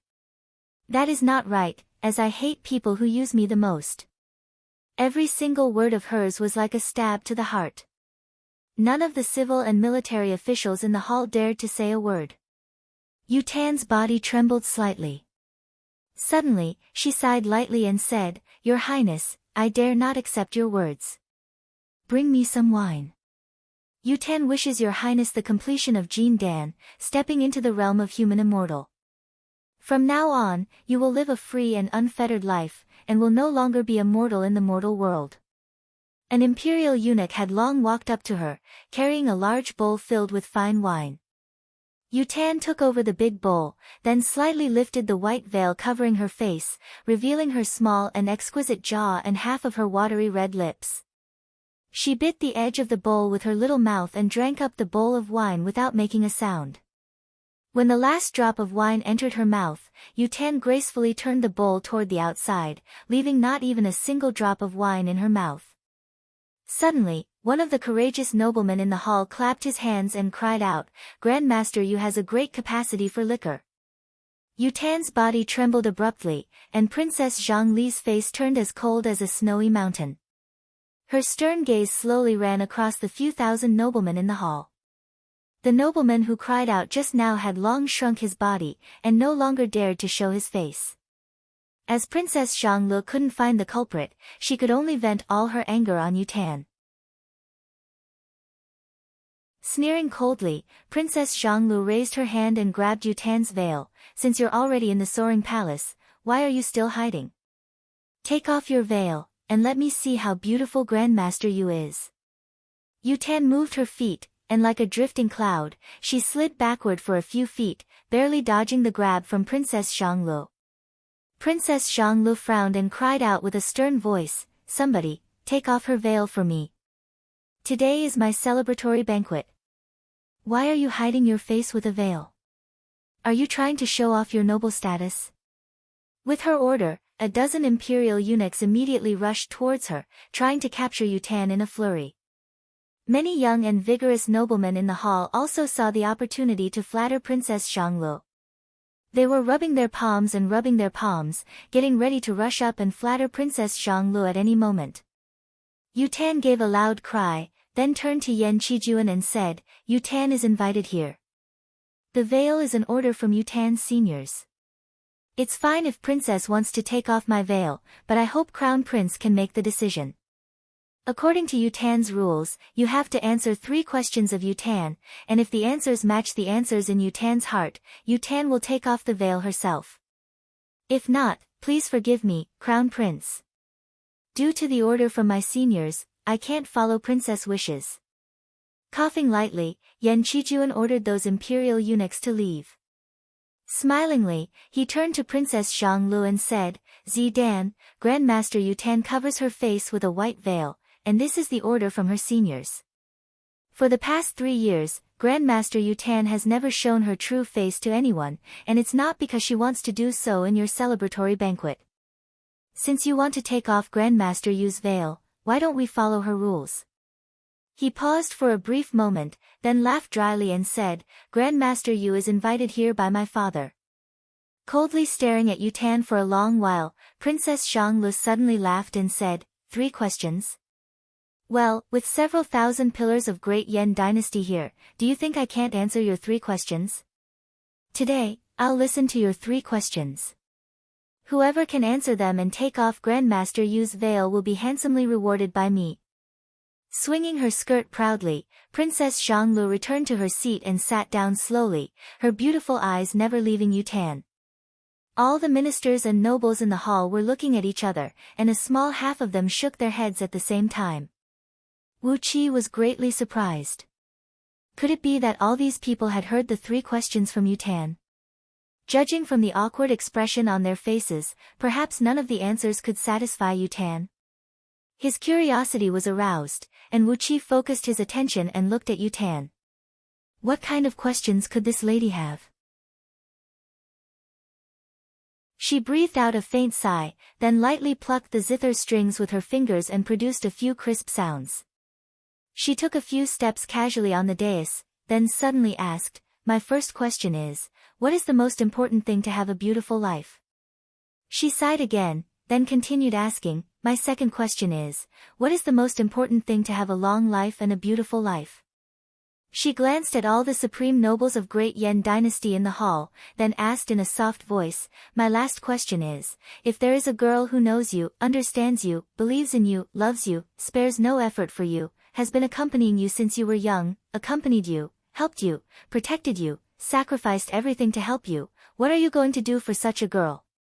When the 3 questions were asked, the hall fell into a dead silence, as lifeless as a graveyard. All the ministers, nobles, and dragons among men were looking at each other, and none of them made any sound for a long while. Meanwhile, the few hundred dancers and singers at the back of the hall were repeating Yutan's 3 questions in a daze. Their faces looked haggard, and it was obvious that their minds were greatly hurt. Princess Zhonglu was sitting blankly on her seat as well. Unconsciously, her beautiful eyes turned to Wu Qi's direction, and coincidentally met Wu Qi's gaze.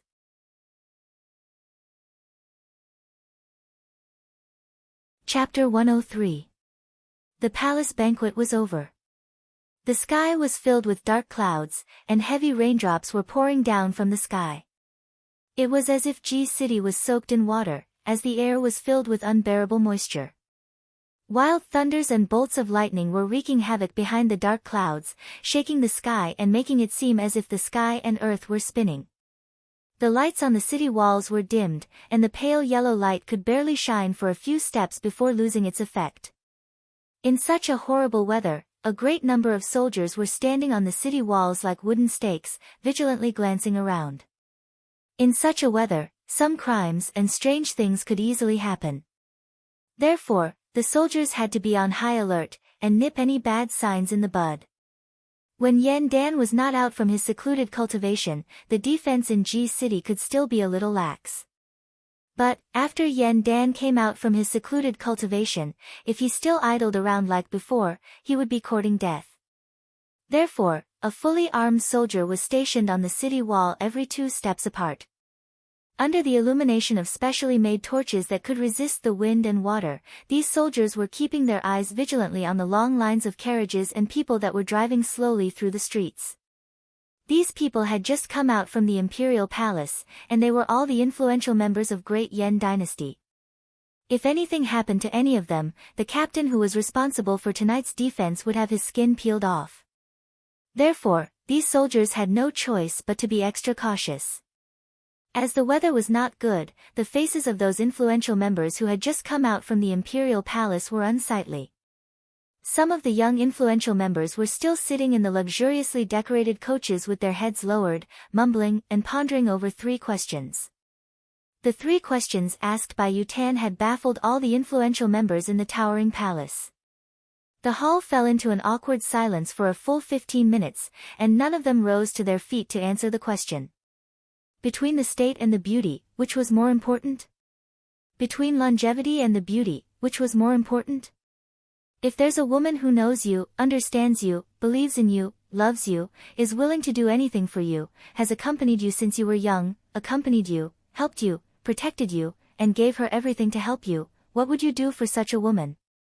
Just these 3 simple questions had made the group of influential members of Great Yan dynasty feel extremely awkward. None of them could give a definite answer.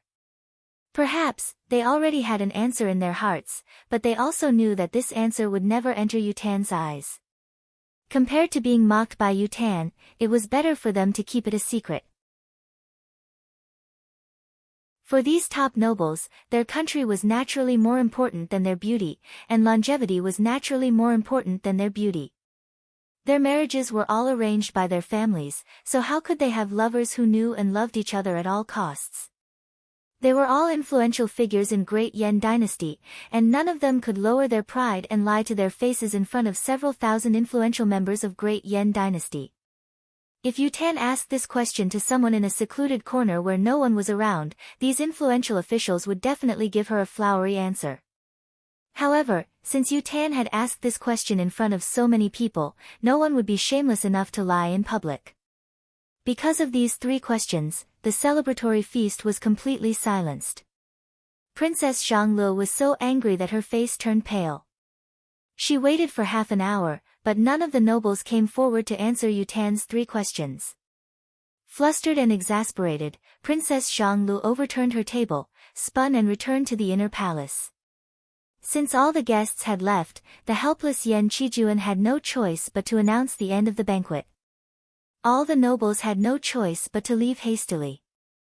The 3 questions from Grand Master of Zither, Yu Tan, had blown away all the gossip about Princess Zhang Li's celebratory feast. It looked like this would be the topic that all the nobles in Ji City would be talking about for at least half a year. Between the country and the beauty, which one is more important? Longevity and beauty, which one is more important? If there is a girl who knows me, understands me, believes in me, loves me, spares no expense for me, has been with me since I was young, accompanied me, helped me, protected me, and spared no expense to help me, for such a girl, what do I want to do for her? Escorted by a few hundred guards, Wu Qi and Lu Qingfeng's coach, they were traveling slowly along the long and deep street. In front of them and at a very far distance behind them, they could see the lights of the other nobles, who were also rushing back to their own mansions. Inside the coach, Lu Qingfeng was fiddling with the small knife that he usually used to carve the formation pillars.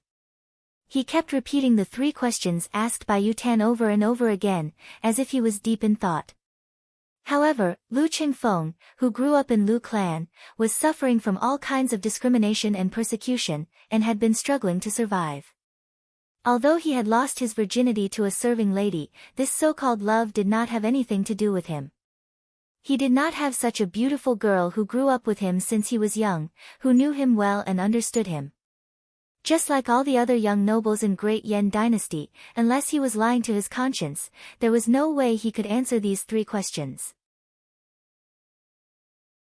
Sighing lightly, Lu Qingfeng shook his head and said, Wu Qi, tell me, between the country, longevity, and beauty, which one is more important? Crossing his legs and leaning back on a soft couch, Wu Qi held an upper-grade water element energy stone tightly in his hand. While absorbing the energy from it, he sneered and said, I'll tell you, I want all of them. If I were in his shoes, I would want the empire, longevity, and beauties. Whoever dares to snatch my country, I'll kill him. Whoever dares to stop me from achieving longevity, I'll kill him. Whoever dares to touch my beauty, I'll kill him. Before I kill him, I'll castrate him first. Bear paw is what I want, and fish is what I want. I can't have both at the same time. Whoever dares to say that I can't have both, I'll chop off his dog head, and I'll get both. Lu Qingfeng nearly fainted from Wu Qi's answer. Trembling, he pointed his finger at Wu Qi. After a long while, he suddenly burst into a loud laughter and said, I have nothing to say to you. I have nothing to say to you. These 3 questions asked by Grandmaster Yu contain a great mystery, a great mystery. I have to ponder over them carefully. Could the beauty she mentioned be referring to a girl? No, she must be referring to something else. What is she referring to? Gently tapping his forehead with his fingers, Lu Qingfeng knitted his brows. He kept pondering over these 3 questions, and the more he thought about them, the more he found them to be endlessly mysterious. Therefore, the more he thought about them, the more headache he felt, and the more tangled he felt. In the end, Lu Qingfeng simply sat down with his legs crossed, like an old monk sitting in meditation.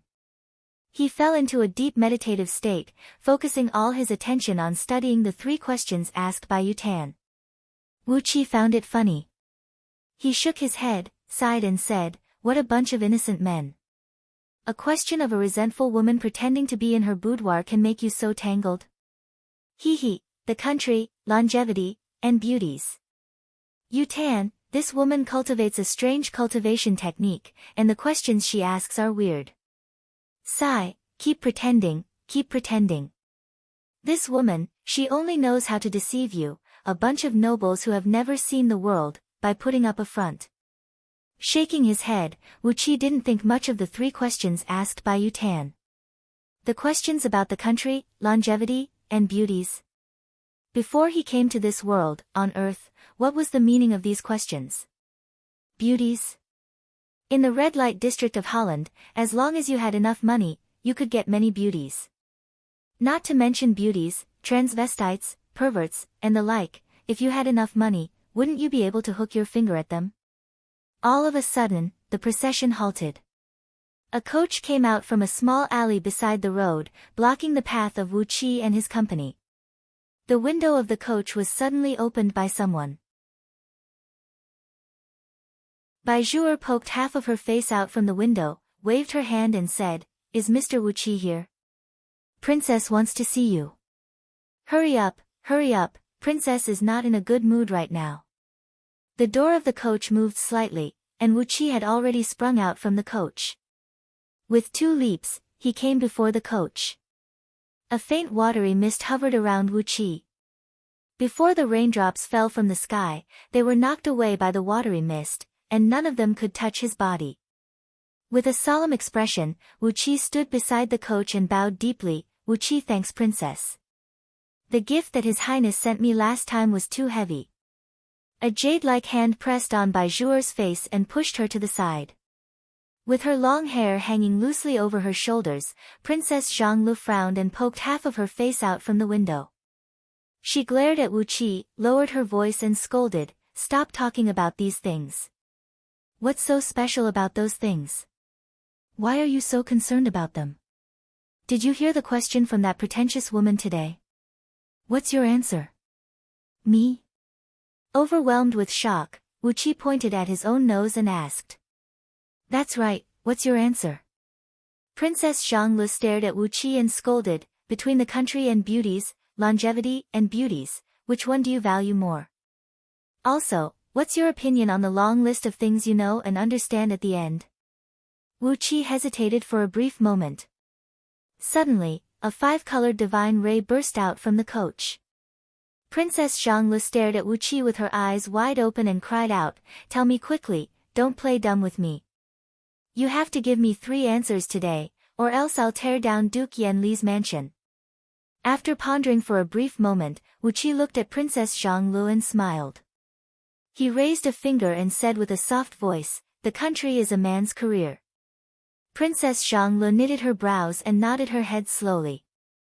In Great Yan Dynasty, the country belonged to Yan Dan, and no one dared to answer the question about the country in public. It was reasonable for Wu Qi to replace the country with a man's career. Otherwise, if any influential member of Great Yan Dynasty claimed that the country belonged to him, he might be arrested and thrown into the prison by scouting office the very next day.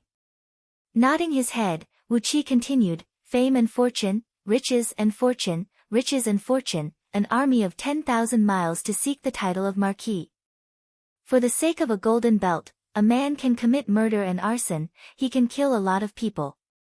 But, fame and fortune are like the vast ocean, and a man is a boat on the ocean, while the beauties that understand him are the harbor of a man. Without a harbor, a boat will sink in the storm sooner or later." The furious Princess Zhanglu suddenly became happy. Her beautiful eyes narrowed into a thin line, as she looked at Wu Qi smilingly and said, "The second question." Wu Qi pondered for a while, then recited slowly, "What is love in the world? It makes you promise to live and die together. 2 travelers from all over the world, how many times does the old wing return to winter and summer? Joy is fun, parting is bitter, and there are even infatuated children. There should be a saying for a man, 10,000 miles of clouds, 1,000 mountains covered with snow at dusk, who is the shadow going to?" Gazing deeply into Princess Zhang Li's eyes, Wu Qi said with a deep voice, longevity is a vast sky. The blue sky stretches for 10,000 miles, and it has no end. Those who seek longevity are like a wild goose. Even if it can fly 10,000 miles high, if it loses its companion, what is the fun of being a lonely goose? It has to fly together, its cry echoing in harmony. Only then will the road of longevity not be lonely and desolate. Longevity, if there is only one person on this road of longevity, what is the point of seeking longevity? Princess Xianglu stared blankly at him for a while. She murmured the words that Wu Qi had shamelessly plagiarized, then suddenly sighed and said, "What else?" Wu Qi stared at Princess Xianglu, lowered his voice and said softly, "If there is a girl who knows me, understands me, believes in me, loves me, and is willing to sacrifice everything for me, then I will love her, protect her, spoil her, obey her, and pour all my heart and soul into her. We will go through thick and thin together, helping each other in times of need, supporting each other in the vast world of mortals, never abandoning each other, never leaving each other." The 5-colored divine rays in the coach shone brightly once again, and the surrounding wind and rain stopped abruptly. Faint beams of light could be seen shooting out from behind the dark clouds. In the blink of an eye, the dark clouds above G City vanished without a trace. A bright moon hung high up in the sky, illuminating the entire G City with a dazzling green light. Beaming with joy, Princess Xianglu stared at Wu Qi and asked, "Is what you said true?" Wu Qi shrugged and said indifferently, "If there is, of course it's true." Princess Xiangli's eyes flickered, then she suddenly let down the curtain of the window. The palace guard who was driving the coach shushed her, then the coach sped away. Wu Qi kept staring at the direction where the coach had gone. After a while, he raised his head and looked at the bright moon in the sky. The moonlight was like water, sprinkling onto his body.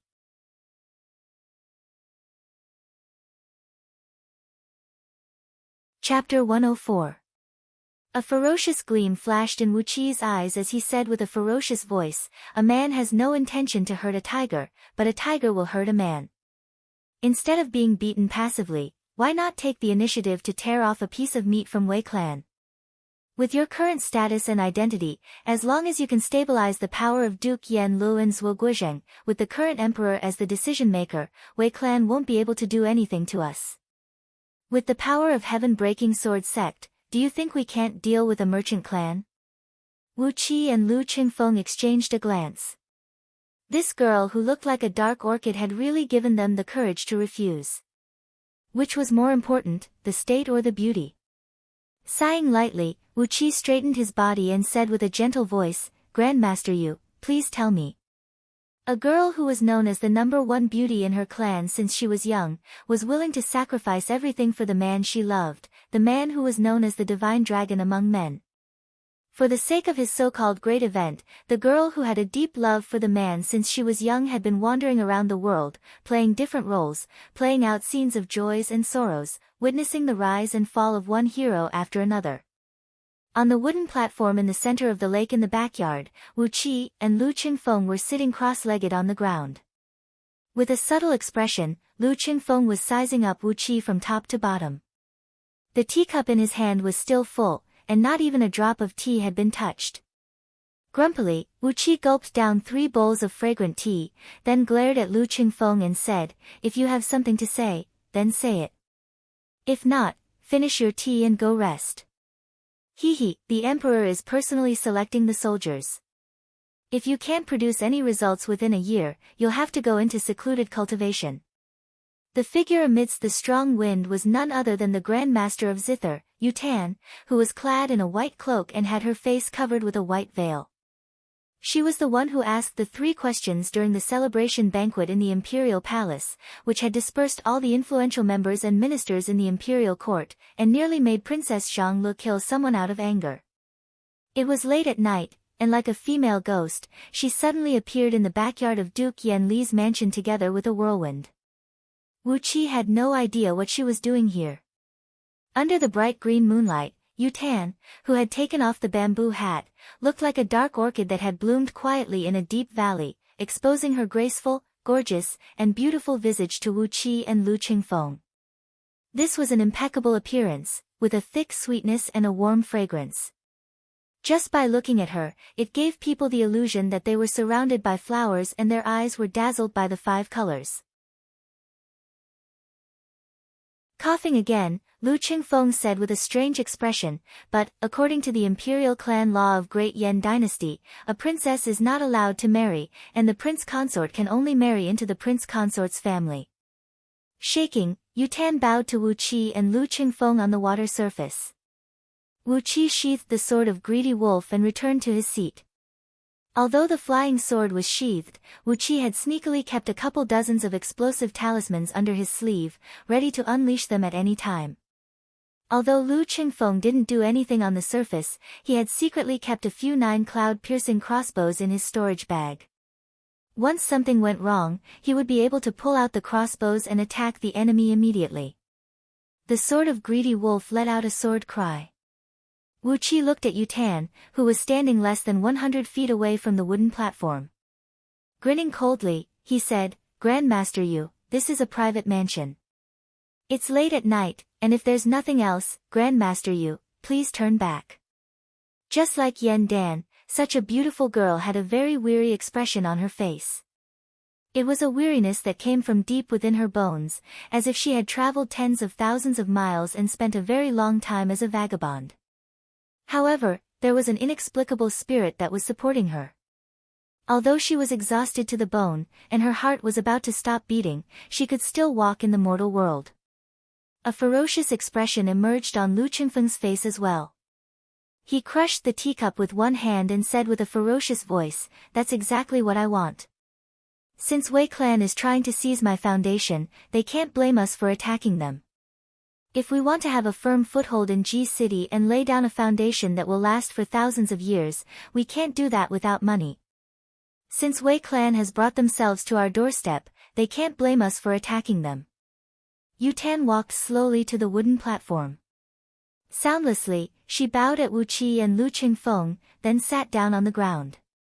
Without saying anything, Wu Qi took out 2 new teacups and poured a cup of tea for both himself and Yu Tan.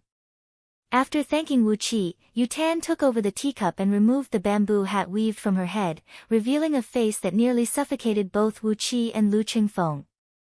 Wu Qi glared at Lu Qingfeng fiercely. Lu Qingfeng narrowed his eyes and grinned, revealing a strange smile. Without hesitation, he gulped down a few more bowls of fragrant tea and didn't say another word.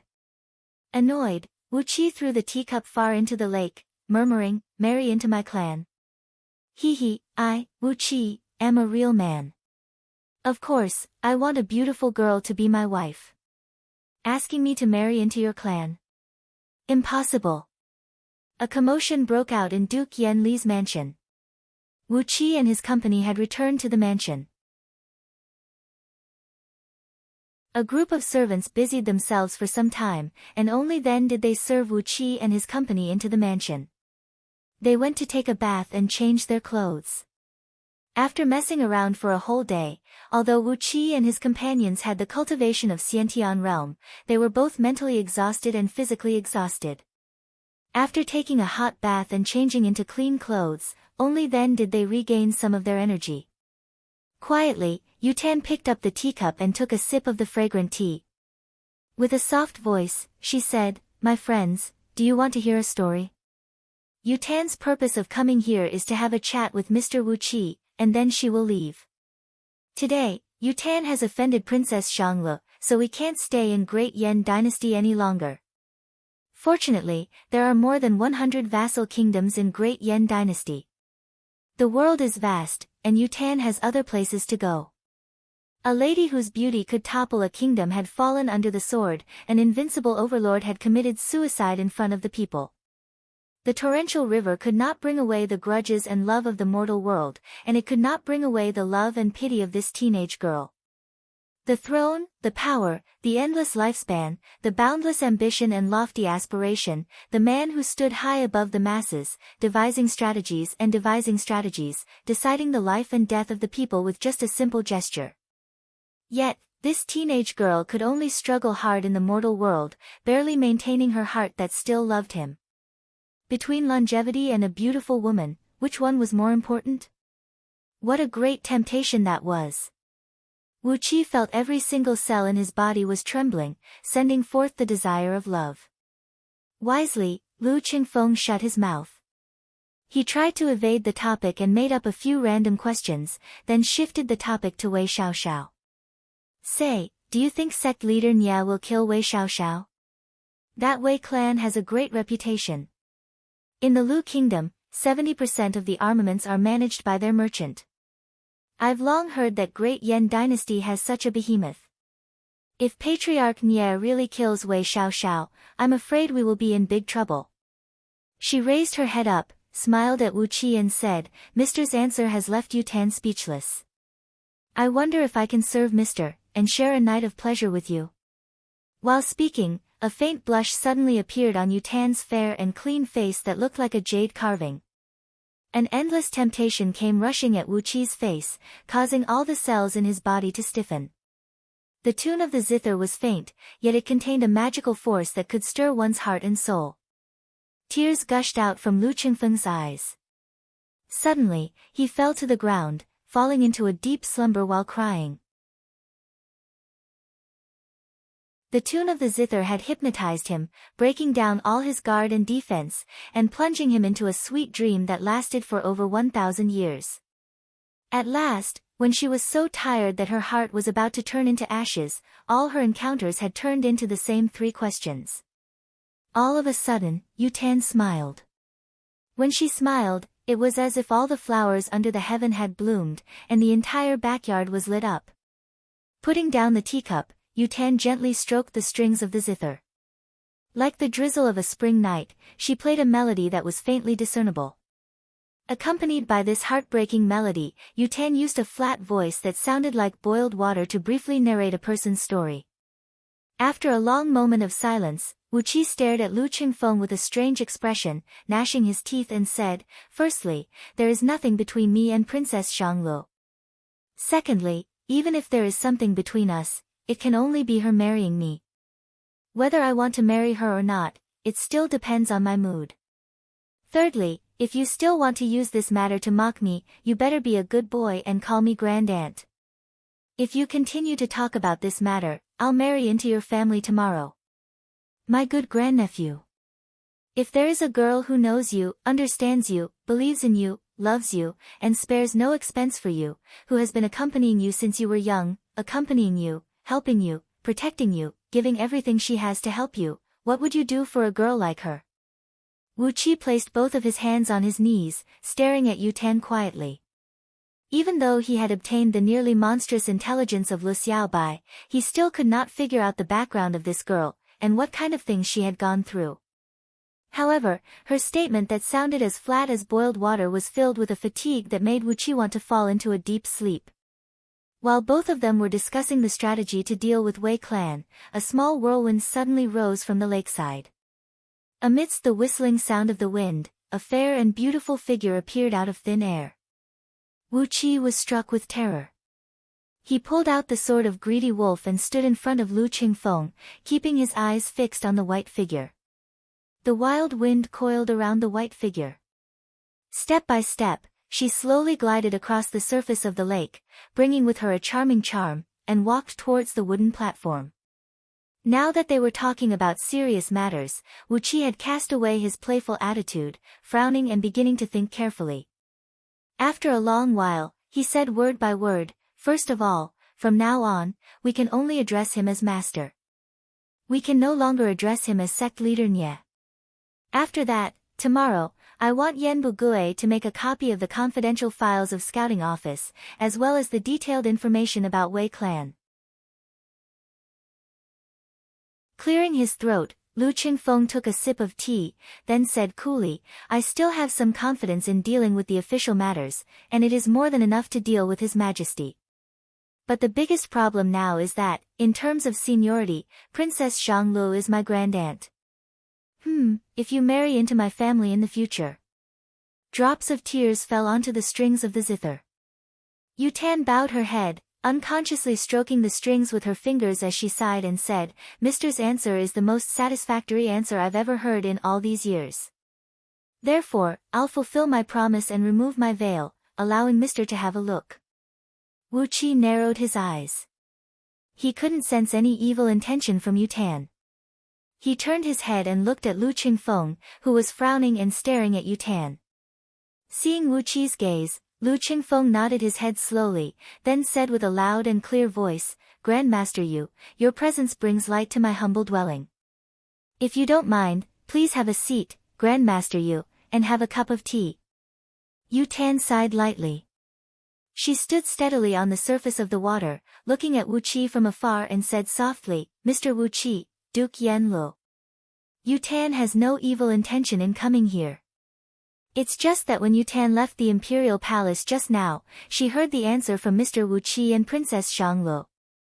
She felt something in her heart, and that's why she decided to pay a visit tonight. If I have offended you in any way, I hope both of you can forgive me."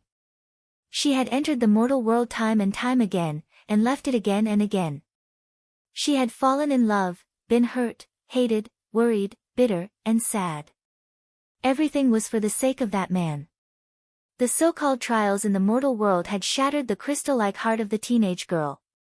But, for the sake of his smile and praise, she had struggled in the surging mortal world again and again.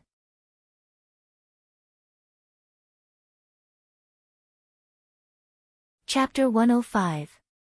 The green light was like water, sprinkling across the heaven and earth. Under the bright moon, Yutan slowly rose to her feet and placed the zither on the wooden platform. Her long white cloak slid down from her body like flowing water, and was soon followed by the plain and clean long dress made of white silk, and underneath the long dress was a thin undergarment that looked like it was made of nothing. Stealthily, a slender, curvaceous, fair and flawless body that looked like a combination of jade and crystal appeared before Wu Qi's eyes. A blush emerged on Yutan's cheeks, and very quickly, it spread along her slender and flawless neck, all the way to her breasts, waist, and abdomen.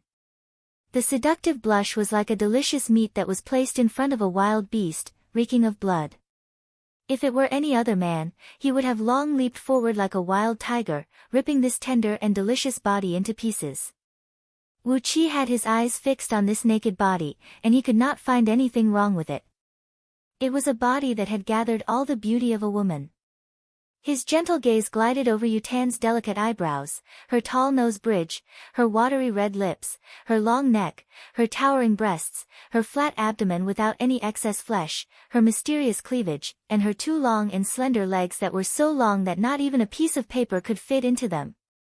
Suddenly, Wu Qi shivered. In his spiritual ocean, the 7 holy deities and devils were roaring and roaring. Countless streams of cold air rushed out from the spiritual ocean and swept across his entire body, freezing all the cells in his body that were surging with lust. All of a sudden, Wu Qi's hazy eyes became as clear as water, and as cold as frost. With a gentle smile on his face, while admiring Yutan's flawless and beautiful body, Wu Qi said with a soft voice, "I'm sorry, but Wu Qi is cultivating the pure yang technique. My master has told me that unless I form the Jin Dan, I can't lose my virginity." Pure yang technique? With a faint smile on her face, Yutan looked at Wu Qi and said softly, "This body of Yutan is still a pure female body, which contains the innate dark yin energy. Spending one night with Yutan can increase a man's cultivation by 300 years, and it can help Mr. Wu Qi form the Jin Dan. Don't tell me Mr. isn't tempted." Wu Qi seemed to hear Lu Xiaobai's roar, "Push her down, press her down, enjoy yourself first." A strange smile appeared on Wu Qi's face. If it were Lu Xiaobai, he would have ridden on Yutan's back and galloped as fast as he could. Shaking his head, Wu Qi rose to his feet, picked up the clothes that Yutan had taken off, and gently put them on for her. While putting on the clothes for Yutan, Wu Qi said with a soft voice, "The biggest difference between humans and animals is that animals mate for the sake of reproduction. On the other hand, a human, at least a man like me, if he wants to have sex, he needs the foundation of love. This is the difference between humans and animals." He draped the cloak over Yutan's shoulders, tied the 2 straps of the cloak into a beautiful butterfly knot, then spun and walked on the water to the lakeside. He plucked a beautiful purple flower from a bunch of wisterias, then walked on the water and walked back. Wearing a smile that did not contain any evil thoughts, Wuqi inserted the tiny, yet blooming flower into Yutan's hair, then hugged her and planted a gentle kiss on her forehead. Grandmaster Yu is a sad person. Wuqi said gently, but, no matter what, as a beautiful girl like Grandmaster Yu, you have to treat yourself better. Every beautiful girl like Grandmaster Yu is a precious product that the heaven has spent all the natural energies in this world to produce. Perhaps, outsiders don't know how to protect Grandmaster Yu, so naturally, Grandmaster Yu has to take care of herself. Letting go of Yutan, who had her eyes widened in shock, Wuqi rubbed his palms, smiled bitterly and said, "It's not easy for everyone to be born in this world. Try your best to live a happy life, eat what you should eat, drink what you should drink. Why do you have to put yourself in a difficult situation?" After a brief pause, Wuqi gazed deeply into Yutan's panic-stricken eyes, then said with a soft voice, "Don't force yourself, don't put yourself in a difficult situation. The girl in that story is too silly. If that divine dragon really loved her, he wouldn't have hurt her like that. Whether it's a nightmare or a sweet dream, sometimes, you have to tell yourself that you will wake up from your dreams. A girl like Grandmaster Yu should have her own happiness, but it will never be me, Wuqi, who can give you that happiness." Gently stroking Yutan's hair, Wuqi said with a soft voice, "Ask your heart, then go find the one you truly love." Yutan stared blankly at Wuqi.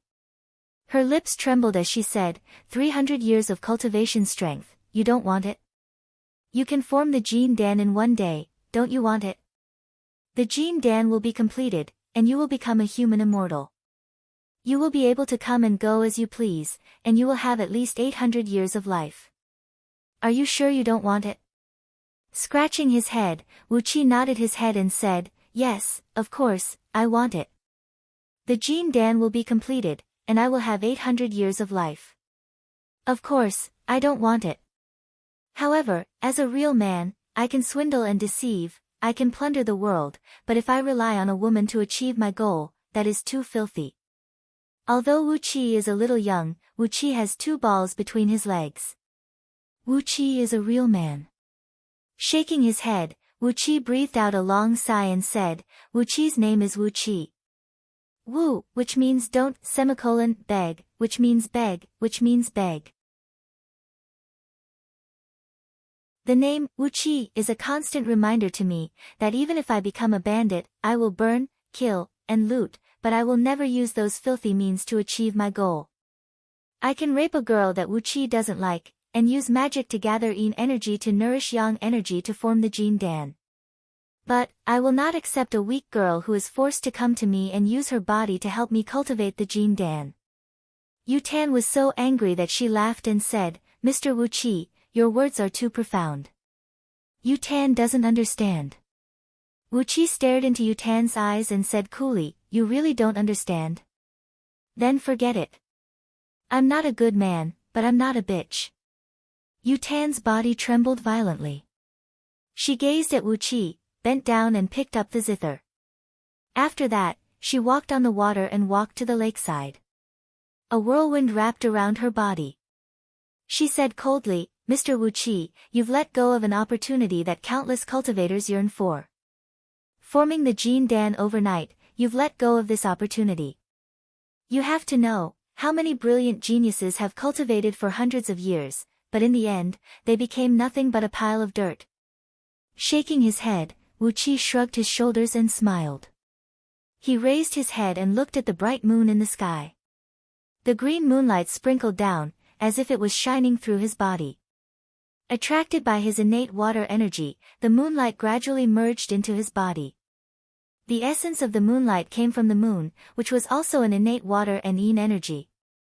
At this moment, Wuqi suddenly felt that his state of mind had improved by a great margin.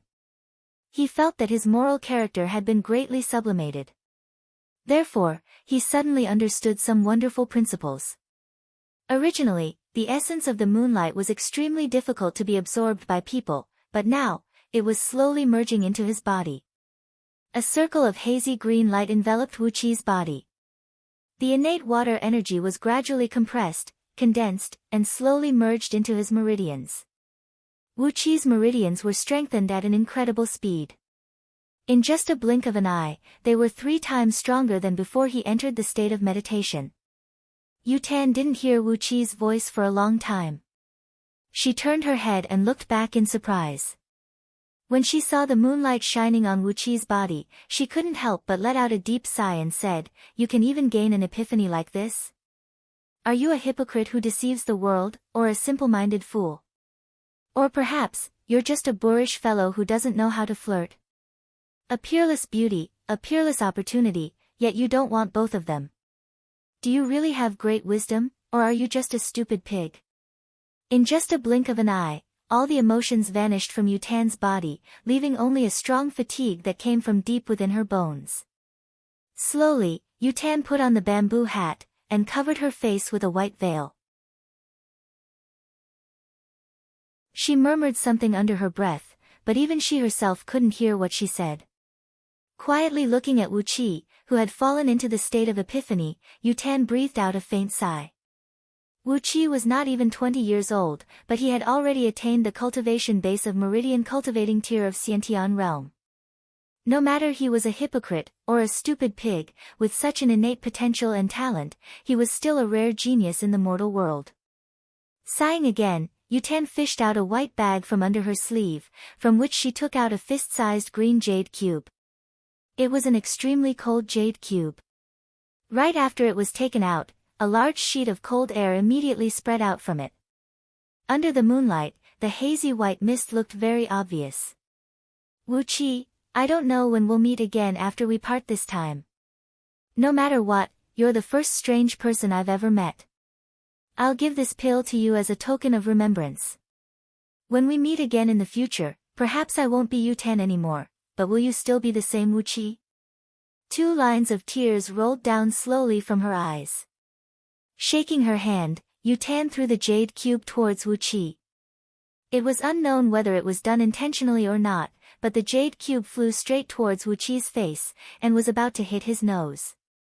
Wu Qi let out a strange cry as he woke up from the state of epiphany, grabbing the pale green jade cube that was emitting a strong cold air. Suddenly, Yutan's body was wrapped up by a whirlwind. She gently pressed the strings of the zither a few times, breathed out a long sigh, and drifted away. What is love in this world? It teaches you to live and die for each other. 2 travelers from the south to the north, how many times does the old wing return to winter and summer? Joy is fun, parting is bitter, and there are even infatuated children. There should be a saying for a gentleman: tens of thousands of miles of layers of clouds, the evening snow of 1,000 mountains, to whom does the shadow go? The plagiarized words that Wu Qi used to fool Princess Zhangli came faintly from the whirlwind. When Yutan's body disappeared from the high wall, a faint sigh was heard coming from afar. "Mr. Wu Qi, you're a strange man with a strange way of doing things. Yutan has learned a lot from you. The next time we meet, can you still recognize me?" Wu Qi pinched the jade cube, which emitted a cold air, and crushed it. A thumb-sized, pale golden, translucent pill drifted out from the jade cube. A fragrant aroma filled the air. Wu Qi looked at the pill, which was emitting a pale golden gleam, and suddenly gasped. In Scroll of Stealing, it was ranked first among the 9th grade immortal pills, the 3 turns fire reversing Jin Dan. Regardless of one's innate talent, intelligence, or stupidity, a spirit pill that could allow a cultivator to step straight into the realm of Jin Dan from the peak of Hotian realm, had fallen into Wu Qi's hands so easily. Wu Qi stared blankly at this immortal pill, which had been described in Scroll of Stealing in a long and flowery way. He was struck dumb. "With this Jin Dan of Dui, when we meet again, I will still recognize you." Without the protection of the cold jade, the medicinal strength of the Jin Dan of Dui would be completely depleted in just 15 minutes. In for a penny, in for a pound, in for a pound, Wu Qi shoved the Jin Dan into his mouth. After that, he raised his head and looked at the sky, quietly looking at the bright moon shining high up in the sky. "Yutan, who exactly are you?"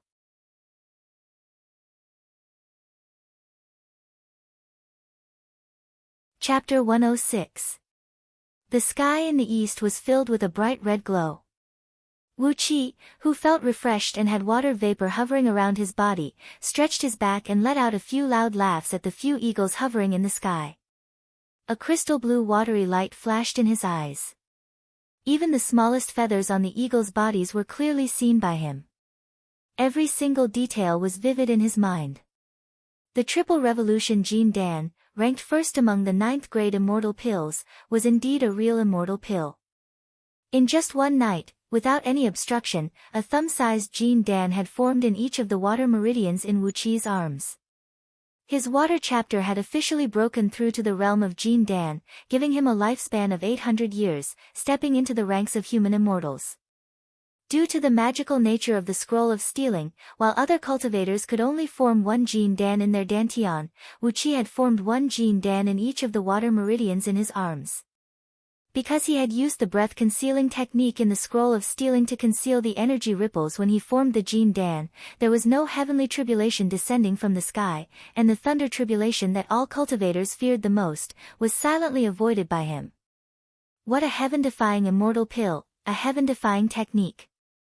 Wu Qi could feel the frightening energy flowing through the meridians in both his arms, and the wonderful feeling of having his body reborn.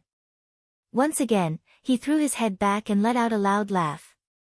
While laughing and laughing, Wu Qi's face suddenly twisted into a tight frown. According to the cultivation progress in the scroll of stealing, after forming the Jin Dan in the water chapter, his cultivation had come to an end. If he wanted to continue, he would have to find the other 4 innate spirit items, using the innate energies of gold, wood, fire, and earth to cultivate the source of gold chapter, source of wood chapter, source of fire chapter, and source of earth chapter. Only then would he be able to continue his cultivation. But, how could it be so easy to find innate spirit items? The scroll of stealing did mention a few magical places. Every period, these places would automatically absorb the natural energies and form a few innate spirit items of 5 elements. However, the scroll of stealing also reminded Wu Qi that those places were extremely dangerous, and without a certain level of overall strength, he should never go there and seek his own death. Forget about the so-called natural hazards. Wu Qi's temper was that of a fugitive. He was not afraid of danger. The worst thing was, he had no idea where he was right now. Where were those few magical places mentioned in Scroll of Stealing? All in all, it was impossible for them to be on this planet or this continent where Great Yen Dynasty was located, because those few magical places where the innate spirit objects of fire and earth could be formed were located in the boundless void, and not on the surface of the planet. How melancholic! Wu Qi shook his head and sighed at the sky. With the help of the Du-E Jin Dan, he had formed the Jin Dan. Before he could find any other innate spirit objects, Wu Qi could only continue nourishing his body with water element energy stones, tempering and polishing his meridians and corporeal body. Fortunately, there was no end to this tempering process. Even if he could cultivate to a higher realm in the future, the tempering and polishing of his corporeal body would always continue. The more effort he spent, the more benefits he would get. Although he could no longer improve his cultivation base, at least the tempering of his corporeal body would never stop. While he was worrying about this, Lu Qingfeng walked out from his room with a drowsy look. He was yawning all the way, asking Wu Qi if he had a good sleep last night. Last night, with the help of the immortal pill, Wu Qi had achieved his good deed, but Lu Qingfeng was enchanted by Yutan's zither music, causing him to fall into a deep sleep. Even his memory of Yutan was wiped out, and he had no recollection of what happened last night. Wu Qi laughed and joked with Lu Qingfeng for a while, but he didn't mention anything about what happened last night. That Grandmaster Yu of Zither's sect, who came in a hurry and left in a bizarre manner like a ghost of the night, had been placed in Wu Qi's heart, etching her in his memory. He had a feeling that she would definitely appear in front of him again in the future. But, just like what she said, when she appeared again, would Wu Qi still be able to recognize her? In high spirits, Yan Fu busied himself inside and outside the mansion. He ordered the servants of the Duke's mansion to bring out tens of boxes of spirit stones and all kinds of precious treasures from the mansion's storehouse, and loaded them into the carriage. Just now, Lu Qingfeng had made up his mind. There was no time like the present, and he would go to heaven-breaking sword sect and formally acknowledge his master today. As the Duke of Yen Lu of Great Yen Dynasty, not only would Lu Qingfeng have a new backer, but heaven-breaking sword sect would also have a new source of income. It was worth a careful taste. Therefore, when Lu Qingfeng formally acknowledged his master, he could never be careless. Ordinary gold, silver, and jewelry were useless to heaven-breaking sword sect. What was useful were energy stones and various rare minerals.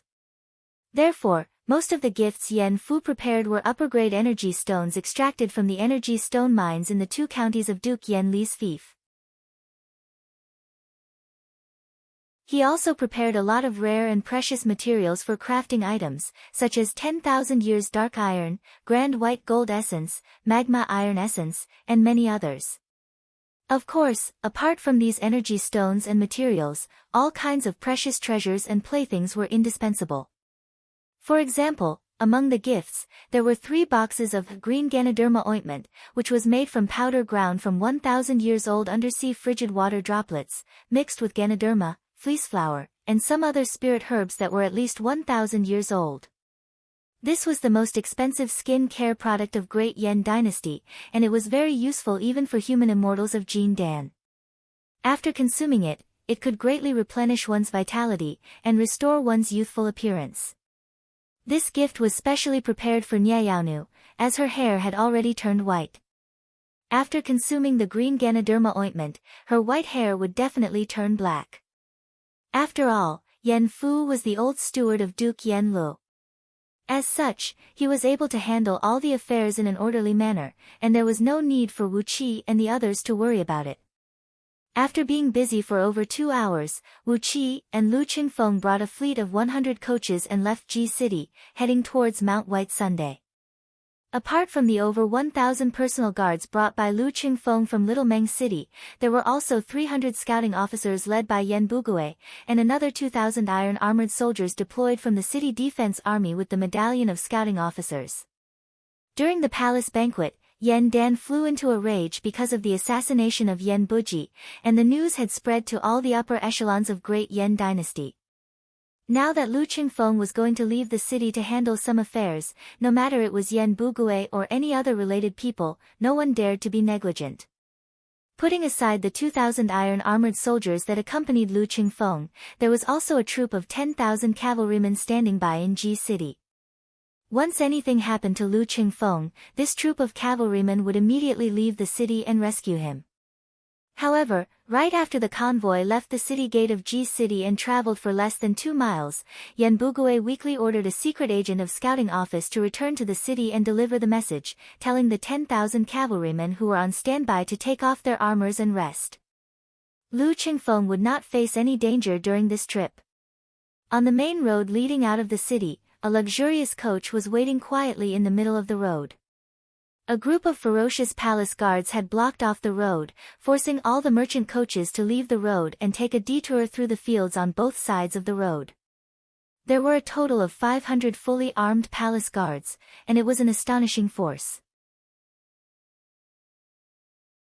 However, the men riding on the back of 8 golden-eyed camels were the real reason why Yen Bugui ordered all the cavalrymen in the city not to wait for further orders. They were 8 demon ghosts with beautiful faces, their bodies enshrouded in a ghostly aura, and vaguely, there was a chilly wind lingering around their bodies. Different from the demon ghosts that Wu Qi had fought on the first night he arrived at Ji City, these 8 demon ghosts had the bodies of living humans. Apart from the strange aura emanating from their bodies, they looked no different from ordinary humans. Demon ghosts with bodies like this could no longer be considered as ghosts. They had formed their ghost core, and were existences that had become ghost immortals. 8 ghost immortals who had formed their ghost core, and their cultivation base was comparable to human immortals of the Jin Dan. Wu Qi did not even need to ask to know who the men in the coach were. Apart from the most favored Princess Zhanglu of the imperial family, who had formed her Jin Dan at the young age of less than 16, who else would have such a great honor to bring 8 ghost immortals with her?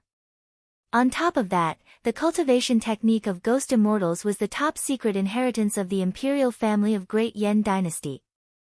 Apart from the imperial family of Great Yan Dynasty, even someone like Chief General Jing Ku had no idea how to cultivate into a ghost immortal. With the presence of ghost immortals who had formed their ghost core, there must be some members of the strongest imperial family of Great Yan Dynasty. Which influential member of Great Yan Dynasty did not know about this rule?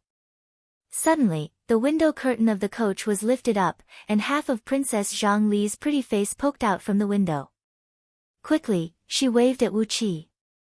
Wu Qi helplessly nodded his head at Lu Qingfeng, then rode his mount and rode towards the coach. The palace guards parted to the left and right and opened up a path. Meanwhile, 8 ghost immortals were staring at Wu Qi with their ghastly eyes. 16 cold and piercing gazes made Wu Qi's skin crawl. He felt like he was walking in a graveyard in the middle of the night, and a chill ran down his spine.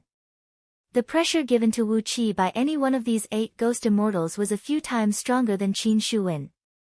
They were definitely ghost immortals whose cultivation base was equivalent to middle stage of Jin Dan, and it was not hard to imagine the power they could unleash when they joined forces. If not because Wu Qi had successfully formed his Jin Dan with the help of the immortal pill last night, perhaps he would have fallen to the ground and lost his ability to move after being gazed at by these 8 ghost immortals. Humans and ghosts were 2 different paths, and the aura emanated from these ghost immortals was no different from a deadly poison to a living human. If not for Wu Qi having a strong cultivation base, he would have fallen to the ground and could no longer stand up.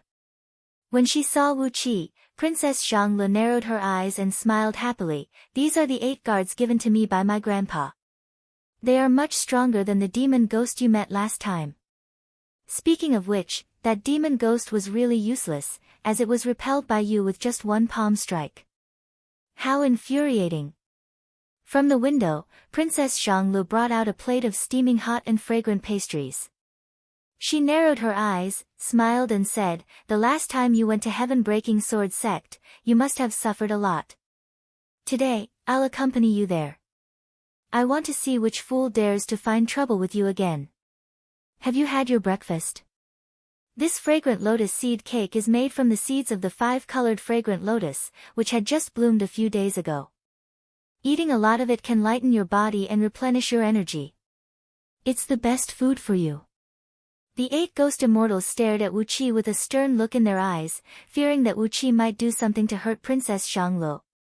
Wu Qi could still bear the stares from these ghost immortals, but the subtle gossipy gazes from Lu Qingfeng, Yan Bugui, and the others in the large group behind him made Wu Qi feel as if he was being pricked by needles. It was an indescribable discomfort. Looking at Princess Zhang Li's smiling face, Wu Qi took over the fragrant lotus seed cake and said with a smile, "I've had my breakfast, but I'm a little hungry now. This cake is very fragrant, thank you, Princess." Grabbing a piece of cake, Wu Qi shoved it into his mouth. As expected, it was fragrant, sweet, and smooth, completely different from ordinary pastries. When Princess Zhang saw Wu Qi finish the cake in his mouth, her eyes narrowed into 2 fine lines. The 5-colored divine ray flickered and flickered in the coach. Suddenly, a large number of white clouds gathered in the surrounding sky, and water droplets dripped down from the sky. The red light of the rising sun shone upon them, and a few rainbows appeared above the coach. The colorful rays were dazzling, and it was an indescribable beauty. Clapping her hands happily, Princess Zhang took over the empty plate of pastries from Wu Qi's hand, smiled and said, "All right, let's go to Mount White Sunday. Who were the people who made things difficult for you last time? Qin Shuwen and Shangguan Yuhong, right? I'm going to teach them a good lesson today." 2 groups of people merged into one. The fierce and ferocious palace guards led the way in the front, bringing up a large cloud of dust as they charged towards Mount White Sunday.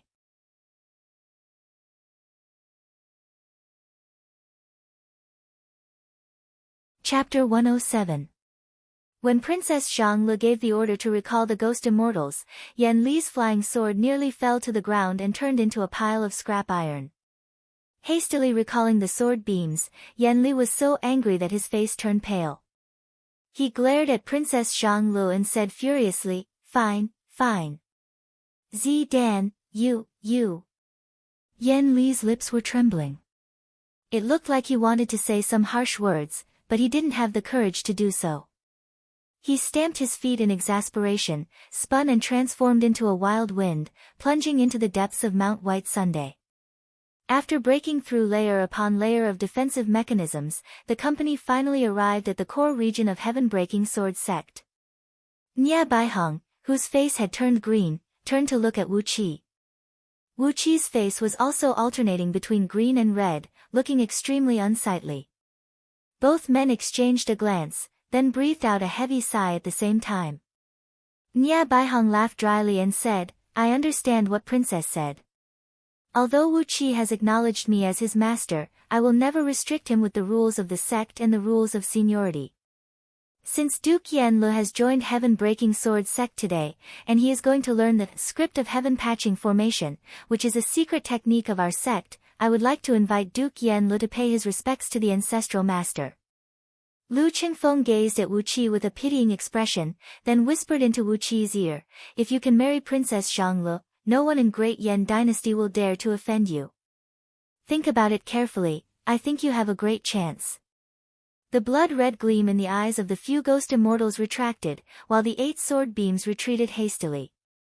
Greatly shocked, Yanli had already unleashed his sword beams to fight against the ghost immortals. With just a slight collision between the few sword beams, Yanli's golden sword beams had been suppressed and turned dimmer.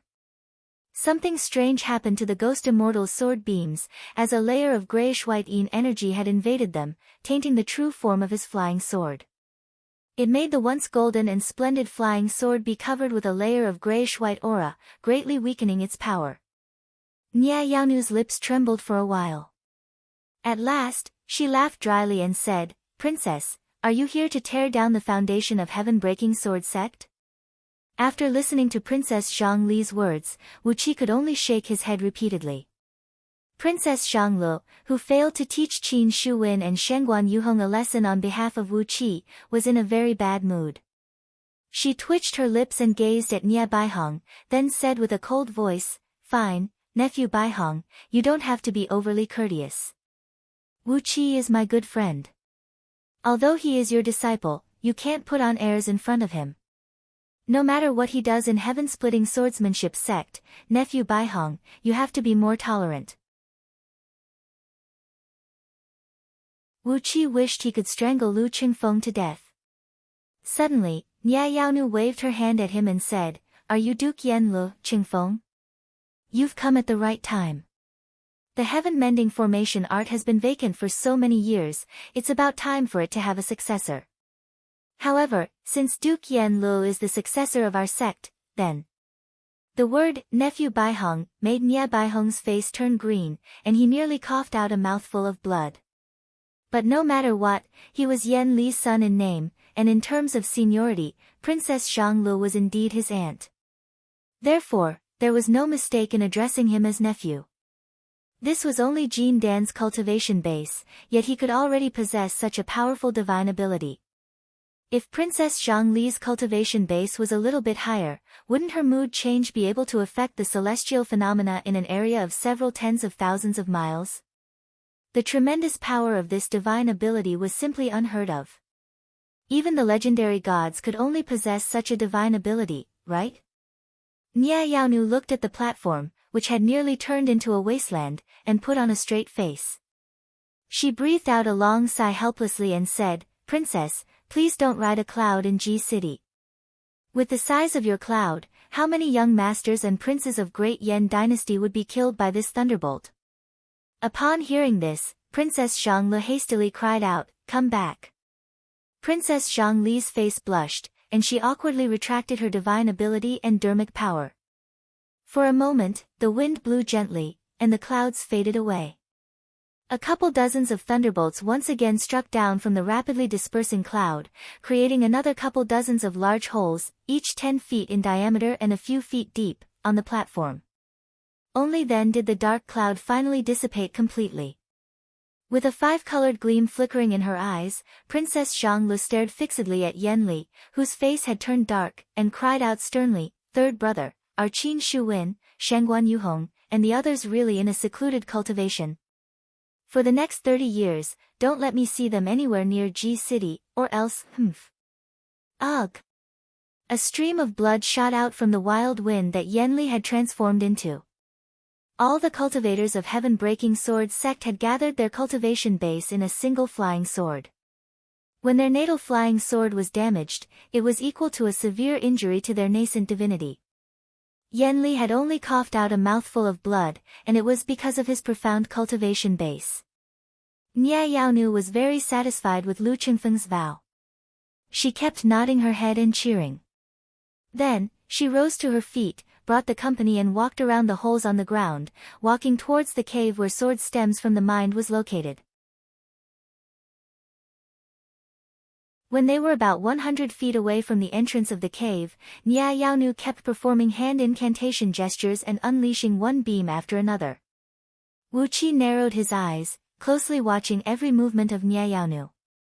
He had memorized all the hand incantation gestures used to open the defensive formation. Although they could not use any magic to travel, Zhang Hu and Hu Wei, who were the weakest among them, had the overall strength of peak stage Hotian realm. Therefore, they could travel at a very fast speed. In just 1 hour, they had arrived at the bottom of the cliff behind the mountain. When they arrived at this place, all the guards were left at the bottom of the cliff. In high spirits, Princess Zhanglu summoned a large sheet of watery clouds and strong wind. Accompanied by thunder and lightning, she brought Wu Qi, Lu Qingfeng, and Nia Baihong to the top of the cliff. Together with Yenli, the current sect leader of Heaven-Breaking Sword sect, Nia Baihong, also came out to welcome Princess Zhanglu. Seeing that the ghost immortal guards serving Princess Zhanglu were trying to kill Yenli, Nia Baihong spun and left, running as far away as he could.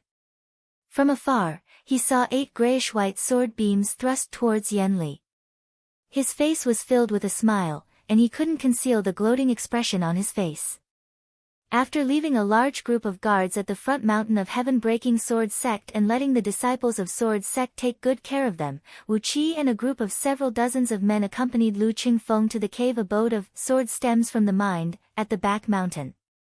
Last time, Wu Qi was brought to the main peak of the back mountain by Nia Yaonu with a magic and divine ability.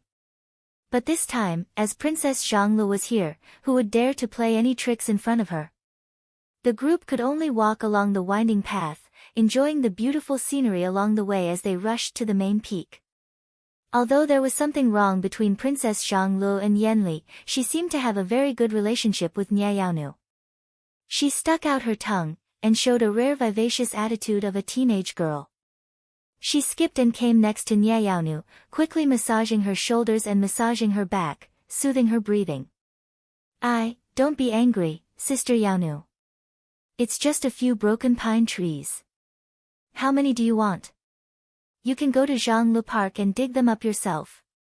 Zidan has just formed the Jin Dan, and wanted to try the ability of riding on clouds. Who knew it would turn out like this?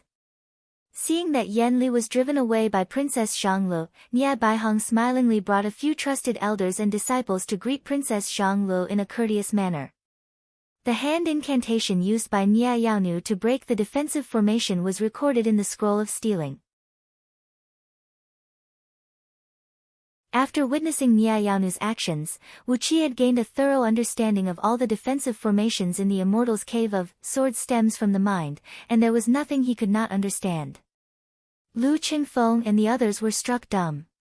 Yenli was the third son of Yen Qijuan, and also the third brother of Princess Zhanglu.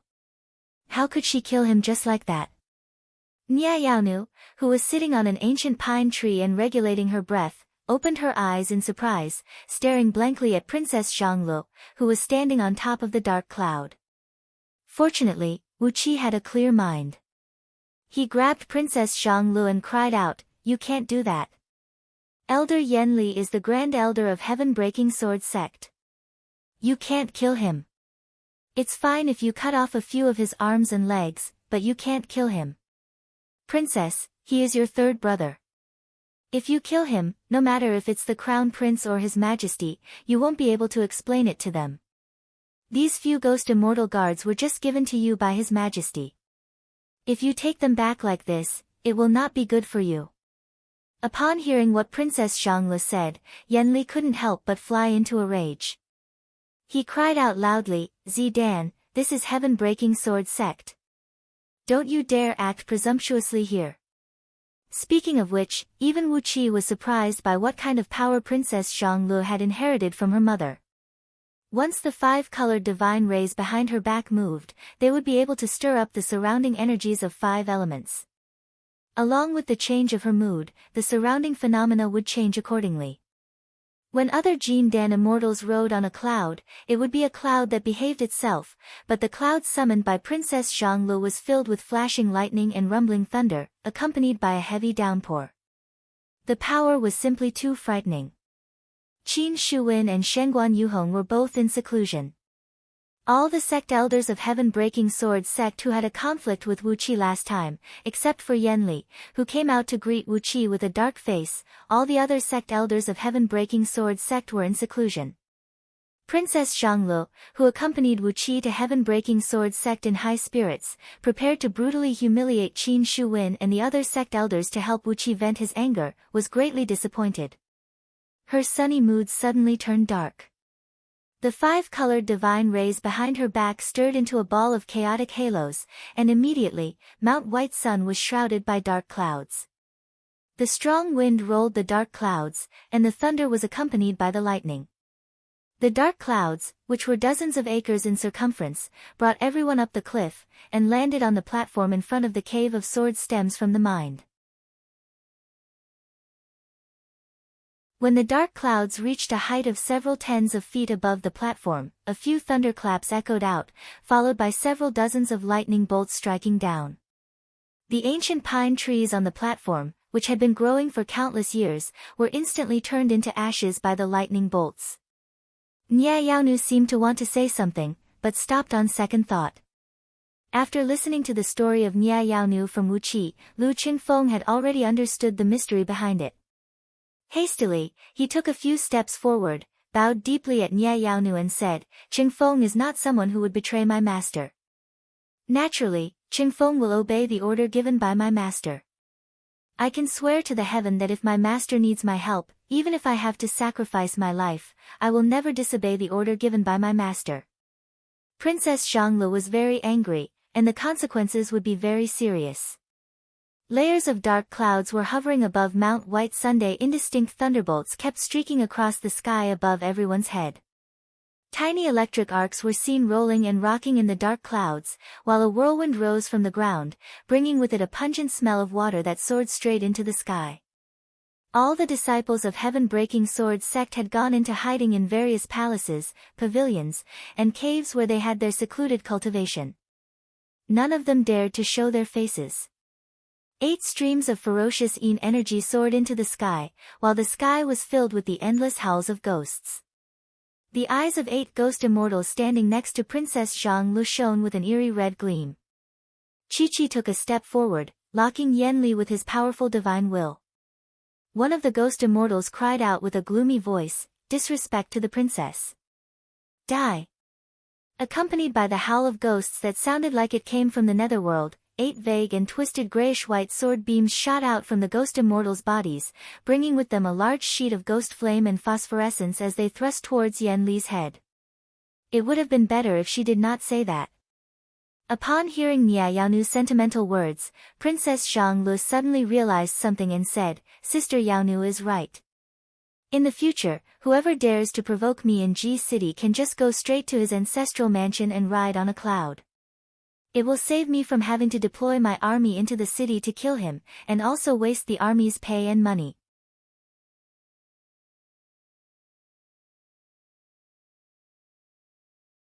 Chapter 108. Generally speaking, a Hotian cultivator could control a formation constructed from 1 to 3 array pillars, known as the 1 origin formation to 3 talents formation.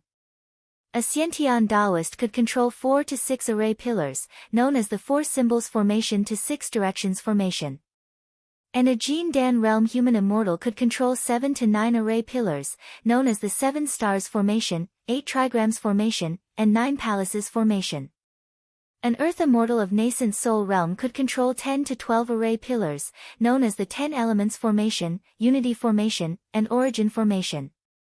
Above 12 array pillars, there were the 13 stars of the Northern and Southern Dipper, the 28 Mansions, the 36 Heavenly Dipper, the 49 Dian, and the 72 Earthly Fiends. This was a formation that could only be controlled by a Heaven Immortal of nascent Dipper realm. Above Heaven Immortals were Gold Immortals, who could deploy a formation based on the 360 stars in the sky. The greater the number of array pillars, the greater the yuan qi of heaven and earth that could be gathered, and the changes of the formation would be more complicated. Therefore, the power of the formation would be greater. According to the legends, a formation constructed by a golden immortal corresponding to the 84,000 stars in the sky, using tens of thousands of array pillars and array instruments as the core, had the terrifying power to destroy a part of the void and annihilate a part of the stars. For example, Lu Qingfeng, who had just met Wu Qi, was a peak Hotian cultivator, and the formation he could control was at most 3 array pillars. The 3 talents formation was the limit that a peak Hotian cultivator could control.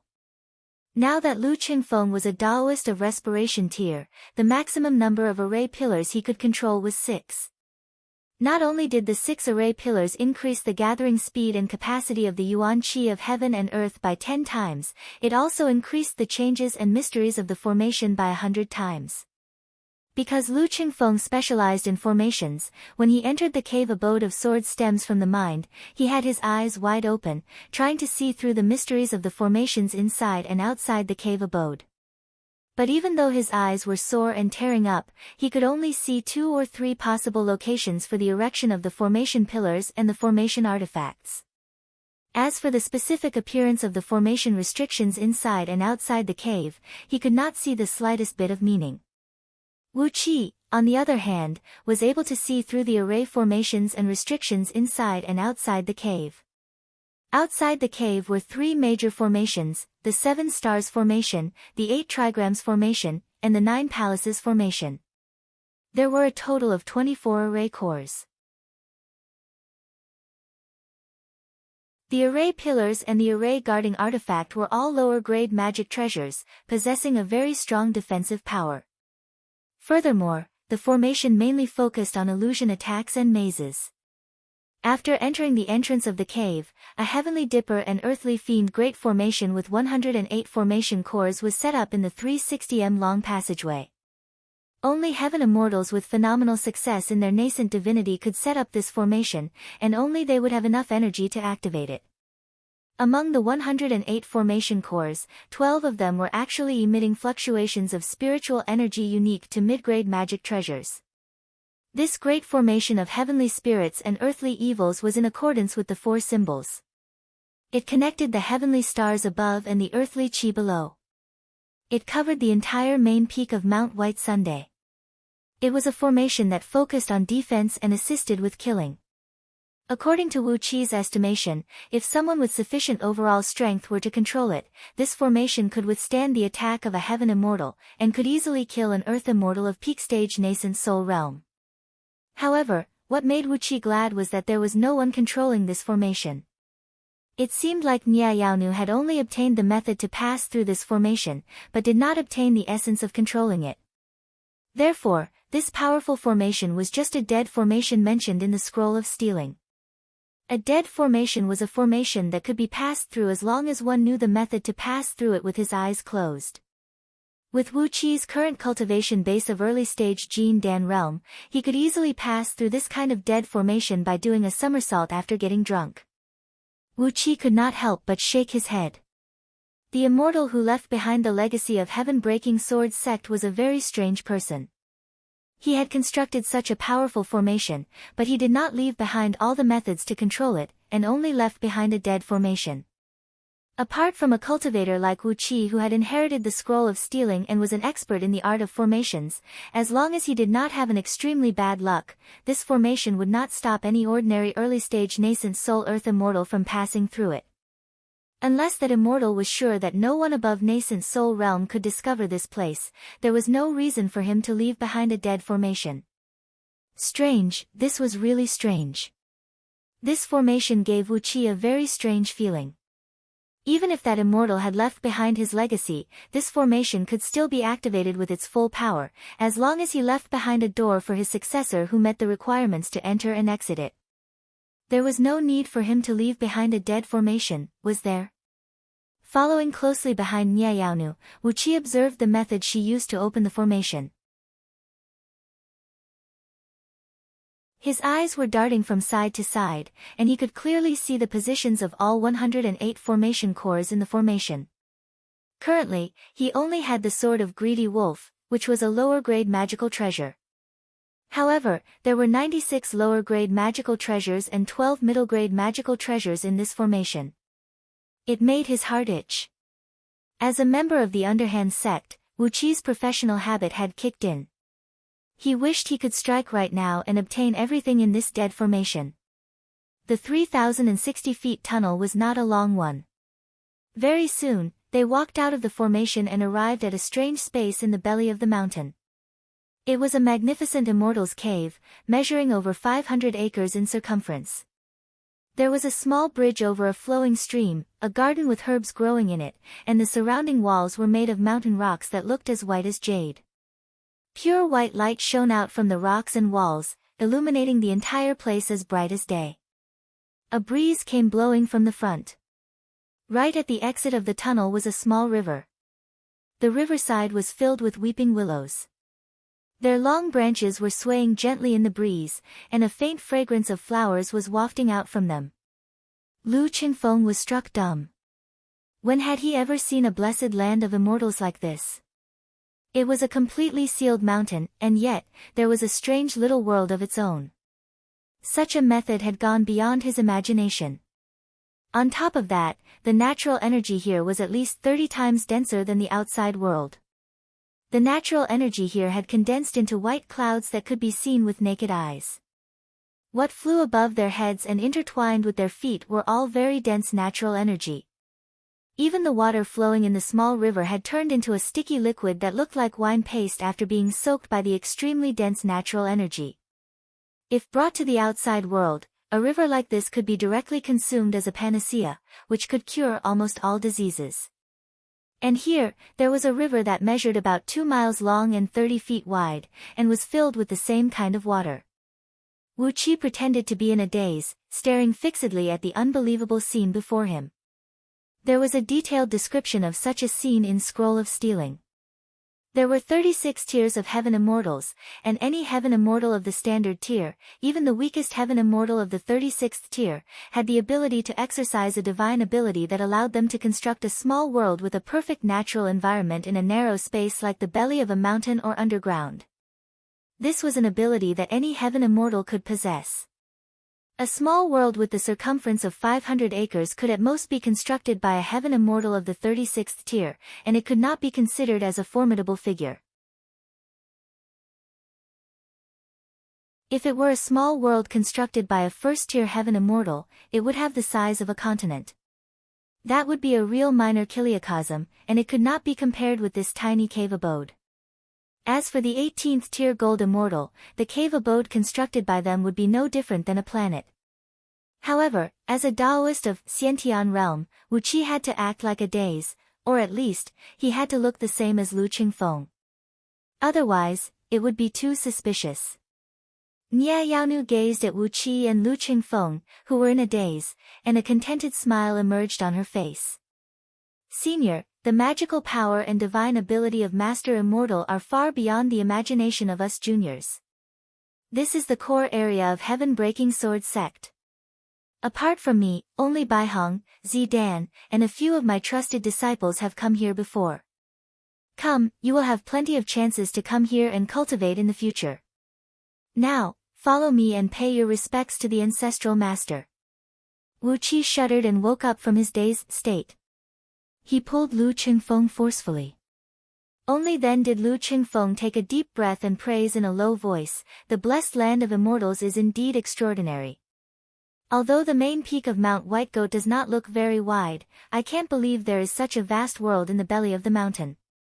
It is indeed the means of immortals, which is not something we mortals can imagine." With a complacent smile on her face, Nia Yaonu brought Wu Qi and the company through the willow forest, crossed the river through a small bridge carved out of white jade, went past a few flower beds and herb gardens, and finally came to the front of an ancient-looking pavilion located right in the middle of the cave. The pavilion was 3 stories tall, and a horizontal board was hung on top of it. 4 large characters of peerless sword formation were carved neatly on it. A few young men and women were seen working in front of the pavilion, carefully wiping the stairs and railings with white cloths. When they saw Nia Yaonu and her company coming in, they bowed and greeted her from a distance. But they did not come close to her, and just continued with their work wholeheartedly. Wu Qi gave these few young men and women a glance. With his eyesight, he could tell that 4 of them had the cultivation base of Jin Dan realm. According to Haoying Fengying, there were 36 Jin Dan realm elders in the Elder Council of Heaven-Breaking Sword Sect, and 27 of them were leaning towards Yanli. Therefore, Yanli had the real power in Heaven-Breaking Sword Sect. However, judging from the cultivation base of these few young men and women, there were 4 Jin Dan realm elders here, and there were also several dozens of exquisite pavilions and houses in the cave. Vaguely, ripples of energy could be sensed coming out from these pavilions and houses. Obviously, someone was having a secluded cultivation in there. From this, it could be seen that Nia Yaonu had an enormous hidden power, which was not something that Haoying Fengying and his company could guess. Whether or not Yanli really had the real power in Heaven-Breaking Sword Sect, this was a question that needed to be carefully considered. It was not the actual strength that was exposed, but the power that was hidden in the dark like Nia Yaonu. With the natural energy in the cave, which was 30 times denser than the outside world, it was actually not a difficult task to cultivate a group of Jin Dan realm cultivators. Wu Qi turned his head and gave Princess Zhanglu a look. Since Nia Yaonu could allow Princess Zhanglu to come into this cave, it seemed like both of them had a pretty good relationship. Nia Yaonu washed her hands in a basin carved out of jade and tidied up her appearance. With a solemn expression, she led the group into the pavilion. Upon entering the pavilion, Wu Qi immediately saw an altar placed at the far end of the pavilion. On top of it were incense burners, candlesticks, and some other utensils. A portrait of an immortal with a blurred face was hung neatly on the wall. The immortal was riding on a strange-looking flood dragon, holding a sword in his left hand, and an 8 trigrams formation in his right hand. Obviously, he was an immortal who cultivated in both sword and formation techniques. Apparently, the words peerless sword formation on the outside of the pavilion had its origin. With a solemn expression, Nia Yaonu pointed at the portrait and said, "This is the ancestral master of Heaven-Breaking Sword Sect, Immortal Zhenyi. Qingfeng, Wu Qi, follow me and pay your respects to him." Wu Qi nodded his head, then followed Nia Yaonu and walked towards the altar. After taking a few steps forward, Wu Qi's body suddenly trembled. Instinctively, he turned his head to look at the ceiling of the pavilion. A 6-edged palace lantern was hung on the ceiling of this pavilion. The flame inside the lantern was dazzling, and the faint green light shone brightly on the entire floor of the pavilion. However, Wu Qi could clearly sense the aura of earth, wood, and fire, 3 innate spirit items, coming out from this palace lantern. Wu Qi needed to find the innate spirit items of the other 4 quadrants before he could continue his cultivation, and there were 3 of them in this palace lantern. Wu Qi's eyes darted back and forth. He was so touched that he nearly shed tears. You're tuning into the Blissful Bookshelf YouTube channel. We're so grateful for your support, and don't forget to subscribe to join us on this incredible journey through captivating stories. Your generosity through donations truly makes a world of difference, as it's the primary source of revenue that allows me to expand and enhance this channel for you. Thank you from the bottom of my heart for being a part of this adventure.